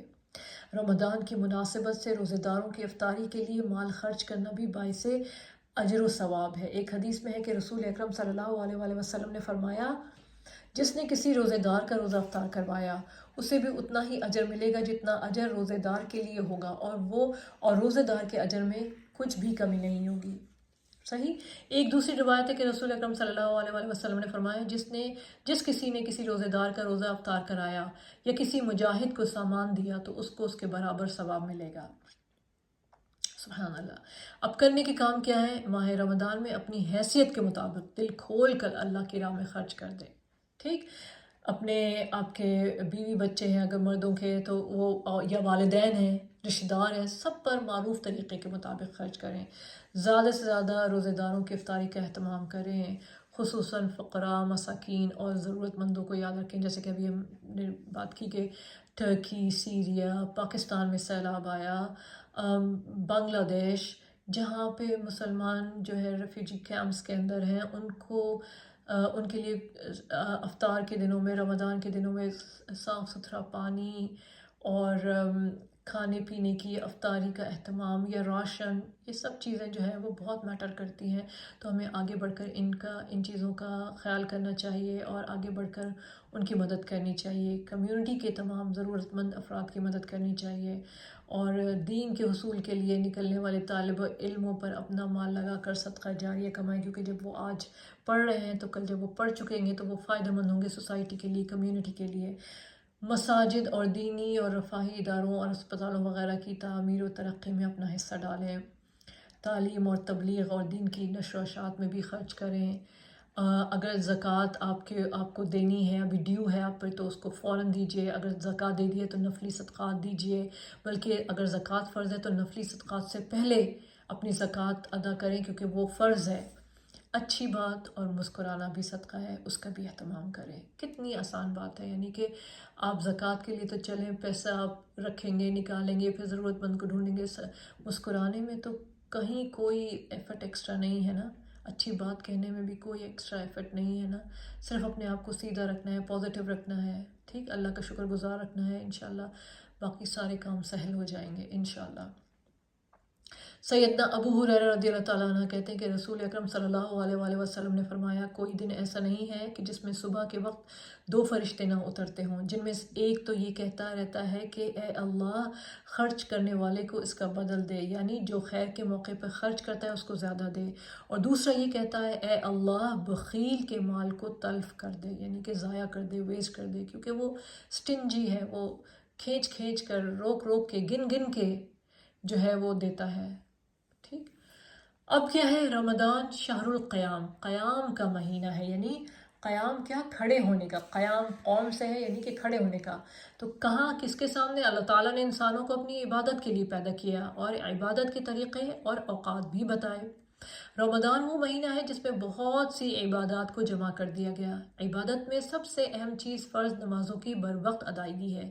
اس کے علاوہ نوافل، چاشت، اشراق وغیرہ اللہ کے قرب کا ذریعہ ہیں، اور رمضان کی راتوں میں خاص اخلاص کے ساتھ قیام کرنے پر پچھلے تمام گناہوں کی بخشش کی خوشخبری دی گئی ہے۔ نبی کریم صلی اللہ علیہ وآلہ وسلم نے فرمایا، جس نے ایمان کے ساتھ اور ثواب کی نیت سے رمضان کی راتوں میں قیام کیا، اس کے گزشتہ سارے گناہ معاف کر دیے گئے۔ اللہ کے نیک بندے ہمیشہ رات کی عبادت کا اہتمام کرتے ہیں۔ ارشاد باری تعالیٰ ہے، تتجافى جنوبهم عن المضاجع يدعون ربهم خوفا وطمعا ومما رزقناهم ينفقون۔ ان کے پہلو بستروں سے الگ رہتے ہیں، اب وہ اپنے رب کو خوف اور امید کی حالت میں پکارتے ہیں، اور اس میں سے جو ہم نے ان کو رزق دیا ہے وہ خرچ کرتے ہیں۔ عام دنوں میں قیام اللیل کرنا ایک مشکل کام ہے، لیکن رمضان کی برکت اور باجماعت نماز تراویح کی صورت میں یہ آسان ہو جاتا ہے۔ متقین کی صفات بیان کرتے ہوئے اللہ تعالیٰ نے فرمایا، كانوا قليلا من الليل ما يهجعون وبالاسحار هم يستغفرون۔ وہ رات کو کم سوتے ہیں اور سحر کے وقت استغفار کرتے ہیں۔ کون؟ متقی لوگ جو اللہ سے ڈرتے ہیں، ان کی صفات ہیں یہ، سبحان اللہ، کہ وہ کیا کرتے ہیں، رات میں کم سوتے ہیں اور سحر کے وقت استغفار کرتے ہیں۔ رسول اکرم صلی اللہ علیہ وآلہ وسلم نے فرمایا، فرض نماز کے بعد افضل ترین نماز رات کی نماز ہے۔ ابو امامہ سے روایت ہے کہ رسول اکرم صلی اللہ علیہ وآلہ وسلم نے فرمایا، تہجد ضرور پڑھا کرو، کیونکہ وہ تم سے پہلے صالحین کی روش ہے اور تمہارے لیے اپنے رب کے قرب کا وسیلہ، گناہوں کو مٹانے کا ذریعہ اور گناہوں سے بچنے کا سبب ہے، یعنی کہ گناہ مٹ بھی جائیں گے اور آئندہ گناہ نہ ہو، اس سے بچو گے بھی کیسے؟ جب تم قیام اللیل کرو گے یا تہجد یا رات کی نماز پڑھو گے۔ رمضان میں تراویح پڑھنا سنت ہے اور نبی کریم صلی اللہ علیہ وآلہ وسلم کے قول اور فعل دونوں سے ثابت ہے۔ آپ صلی اللہ علیہ وآلہ وسلم اپنے صحابہ کو بھی قیام رمضان کی ترغیب دیتے تھے۔ تراویح جماعت کے ساتھ پڑھنا زیادہ افضل ہے۔ آپ صلی اللہ علیہ وآلہ وسلم نے اپنے گھر والوں اور بیویوں کو بھی تراویح کی جماعت میں شریک کیا اور طویل قیام کیا، خصوصاً آخری عشرے میں رات کے قیام کے لیے جگایا۔ حضرت ابو ذر رضی اللہ تعالیٰ عنہ فرماتے ہیں کہ ہم نے رسول اکرم صلی اللہ علیہ وآلہ وسلم کے ساتھ روزے رکھے۔ آپ صلی اللہ علیہ وآلہ وسلم نے 23ویں رات تک ہمارے ساتھ رات کی نماز نہیں پڑھی، یعنی تراویح، پھر 23ویں رات کو ہمیں لے کر کھڑے ہوئے یہاں تک کہ تہائی رات گزر گئی، پھر 24ویں رات کو نماز نہ پڑھائی، لیکن 25ویں رات کو آدھی رات تک نماز تراویح پڑھائی۔ ہم نے عرض کیا، یا رسول اللہ صلی اللہ علیہ وآلہ وسلم، ہماری آرزو تھی آپ صلی اللہ علیہ وآلہ وسلم باقی رات بھی ہمارے ساتھ نوافل پڑھتے۔ آپ صلی اللہ علیہ وآلہ وسلم نے فرمایا، جو شخص امام کے ساتھ اس کے فارغ ہونے تک نماز میں شریک رہا، اس کے لیے پوری رات کا قیام لکھ دیا گیا۔ پھر آپ صلی اللہ علیہ وآلہ وسلم نے پھر آپ صلی اللہ علیہ وآلہ وسلم نے 27ویں رات تک نماز نہ پڑھائی. 27ویں رات کو پھر کھڑے ہوئے اور ہمارے ساتھ اپنے گھر والوں اور عورتوں کو بھی بلایا، یہاں تک کہ ہمیں اندیشہ ہوا کہ فلاح کا وقت نہ نکل جائے. صحیح؟ یہاں تک کہ ہمیں 27ویں رات کو پھر آپ صلی اللہ علیہ وسلم کھڑے ہوئے اور اپنے گھر والوں کو بھی بلا لیا اور عورتوں کو بھی بلا لیا، یہاں تک کہ اندیشہ ہمیں یہ ہوا کہ فلاح کا وقت نہ نکل جائے. راوی کہتے ہیں کہ میں نے ابو ذر سے پوچھا فلاح کیا ہے، تو انہوں نے فرمایا سحری. فلاح یعنی سحری کا وقت نہ نکل جائے. تو اب کرنے کے کام کیا ہے کہ اشراق اور چاشت کے نوافل کی ادائیگی کا اہتمام کریں. قریبی مسجد میں نماز تراویح با جماعت ادا کریں. خاص طور پہ مرد ہیں تو ان کو گھر سے بھیجیں، مسجد میں جائیں، اور اگر عورتیں ہیں تو اگر جا سکیں، بآسانی بچوں کی وجہ سے نہیں جا پاتی ہیں تو بے شک گھر میں کریں. تراویح سے پہلے ان آیات کا ترجمہ پڑھ کر جائیں جو امام پڑھنے جا رہا ہے. نمازوں میں صرف نوافل کی تعداد پر نہیں بلکہ دل کی کیفیت اور خشوع پر بھی خاص توجہ دیں. فرض نمازوں میں عام دنوں کی نسبت لمبا قیام کریں. نمازوں میں سستی اور تاخیر منافقت کی علامت ہے. ہر فرض نماز کو اول وقت میں ادا کرنے کی کوشش کریں. سبحان اللہ. تو یہ سارے کام ہیں. اب آج کا ہمارا آخری ٹاپک کیا ہے؟ رمضان والعمرہ. رمضان اور عمرہ. اللہ کی گھر کی زیارت ہم سب کے دل کی تمنا ہے. حج اور عمرے کے لیے ہر مومن کا دل تڑپتا ہے. رمضان میں جہاں دیگر عبادت کا اجر و ثواب بڑھ جاتا ہے، وہاں عمرہ کا ثواب بھی حج کے برابر ہوتا ہے. اس کی دلیل ہمیں کہاں سے ملتی ہے؟ حضرت ابن عباس رضی اللہ تعالیٰ عنہ کہتے ہیں کہ رسول اکرم صلی اللہ علیہ وسلم حجۃ الوداع سے واپس ہوئے تو آپ صلی اللہ علیہ وسلم نے ام سنان انصاریہ سے دریافت کیا کہ تو حج کرنے نہیں گئی؟ انہوں نے عرض کیا کہ فلاں کے باپ یعنی میرے خاوند کے پاس 2 اونٹ پانی پلانے کے تھے، ایک پر تو وہ خود حج پر چلے گئے اور دوسرا ہماری زمین سیراب کرتا ہے. آپ صلی اللہ علیہ وآلہ وسلم نے اس پر فرمایا کہ رمضان میں عمرہ کرنا حج کے برابر یا میرے ساتھ حج کرنے کے برابر ہے. ایک اور روایت میں ہے کہ آپ صلی اللہ علیہ وآلہ وسلم نے فرمایا جب رمضان آئے تو عمرہ کر لینا، اس کا ثواب حج کے برابر ہے. ایک اور روایت میں ہے رمضان میں عمرہ کرنا میرے ساتھ حج کرنے کی مانند ہے. یعنی یاد رہے کہ رمضان میں عمرہ کرنا اجر کے اعتبار سے حج کے برابر ہے، لیکن اس کے ادا کرنے سے فرض حج جو ہے وہ ساقط نہیں ہوتا. یہ نہ سمجھے ہم کہ ہاں جی ہم نے رمضان میں جو کہ عمرہ کر لیا تو جو ہمارا فرض حج تھا وہ ساقط ہو گیا. نہیں، ہمیں ثواب جو ہے اللہ سبحانہ تعالیٰ کی رحمت سے ہمیں ثواب ایسا ملے گا کہ جیسے کہ ہم نے کسی نے حج کیا ہو، ہمارا عمرہ رمضان کے مہینے میں کیا ہوا اتنا اس کے برابر کا اجر ملے گا. مگر حج پھر بھی ہمیں کرنا ہوگا اگر ہم نے نہیں کیا، جو کہ ہم پر فرض ہے. صحیح. اب کرنے کا کام کیا ہے؟ استطاعت ہو اور اللہ کی توفیق ہو تو عمرے کے لیے ضرور جائیں. کمزوری، بیماری یا کسی وجہ سے جانا ممکن نہ ہو اور استطاعت رکھتے ہوں تو کسی اور کو عمرہ کروا دیں. یعنی کہ اگر آپ مالی حساب سے سیکیور ہیں اور مگر آپ فزیکلی کمزوری فیل کرتے ہیں تو کسی اور کو اپنی جگہ عمرہ کروا دیں. اگر عمرہ نصیب ہو جائے تو اس وقت کو زیادہ سے زیادہ اللہ کی عبادت میں گزاریں. کتنی خوبصورت بات ہے. صحیح کہ اگر آپ کو عمرہ نصیب ہو جائے تو پھر کیا کرنا ہے؟ تو پھر تو ظاہر سی بات ہے جو مقصد ہے آپ کا جانے کا وہاں پر آپ اس پر فل کنسنٹریٹ کیجئے، پورا کا پورا. صحیح. اور اپنی عبادات کو زیادہ سے زیادہ اپنے لیے فائدہ مند بنائیں. اللہ سبحانہ تعالیٰ سے دعا ہے کہ اللہ سبحانہ تعالیٰ میں ساتھ خیریت کے رمضان میں داخل کرے. اگلے ہمارے کچھ ٹاپکس ہیں جو رہ گئے ہیں وہ ہم اب اگلے سیشن میں انشاءاللہ ضرور اس کو پورا کریں گے. یعنی کہ آخری عشرہ، رمضان کا آخری عشرہ، رمضان اور اعتکاف، پھر عید کیسے منانی ہے، کیا سنتیں ہیں عید کی. ٹھیک ہے، تو یہ ٹاپکس ہم انشاءاللہ اگلے سیشن میں ضرور کور کریں گے. اللہ سبحانہ تعالیٰ سے دعا ہے کہ ہمیں فزیکلی اتنی اسٹرینتھ دے کہ ہم اپنے روزے بہتر طریقے سے رکھ سکیں اور انشاءاللہ اسپرچولی ہمیں اپلفٹ کرے. جیسے کبھی ہم نے نہ روزے رکھے ہوں اسپرچولی یعنی روحانی طور پر، اللہ سبحانہ تعالیٰ ہمیں اتنا ہمارے روزوں میں اتنی برکت دے اور اتنی ہمیں اپلفٹ کرے ہمارے روزوں سے کہ اس سے بہتر روزے، اس سے بہتر رمضان ہمیں پہلے نصیب نہ ہوا ہو. اسی دعا کے ساتھ میں اپنا آج کا سیشن جو ہے ختم کرتی ہوں. ربنا تقبل منا انک انت السمیع العلیم. السلام علیکم ورحمۃ اللہ وبرکاتہ.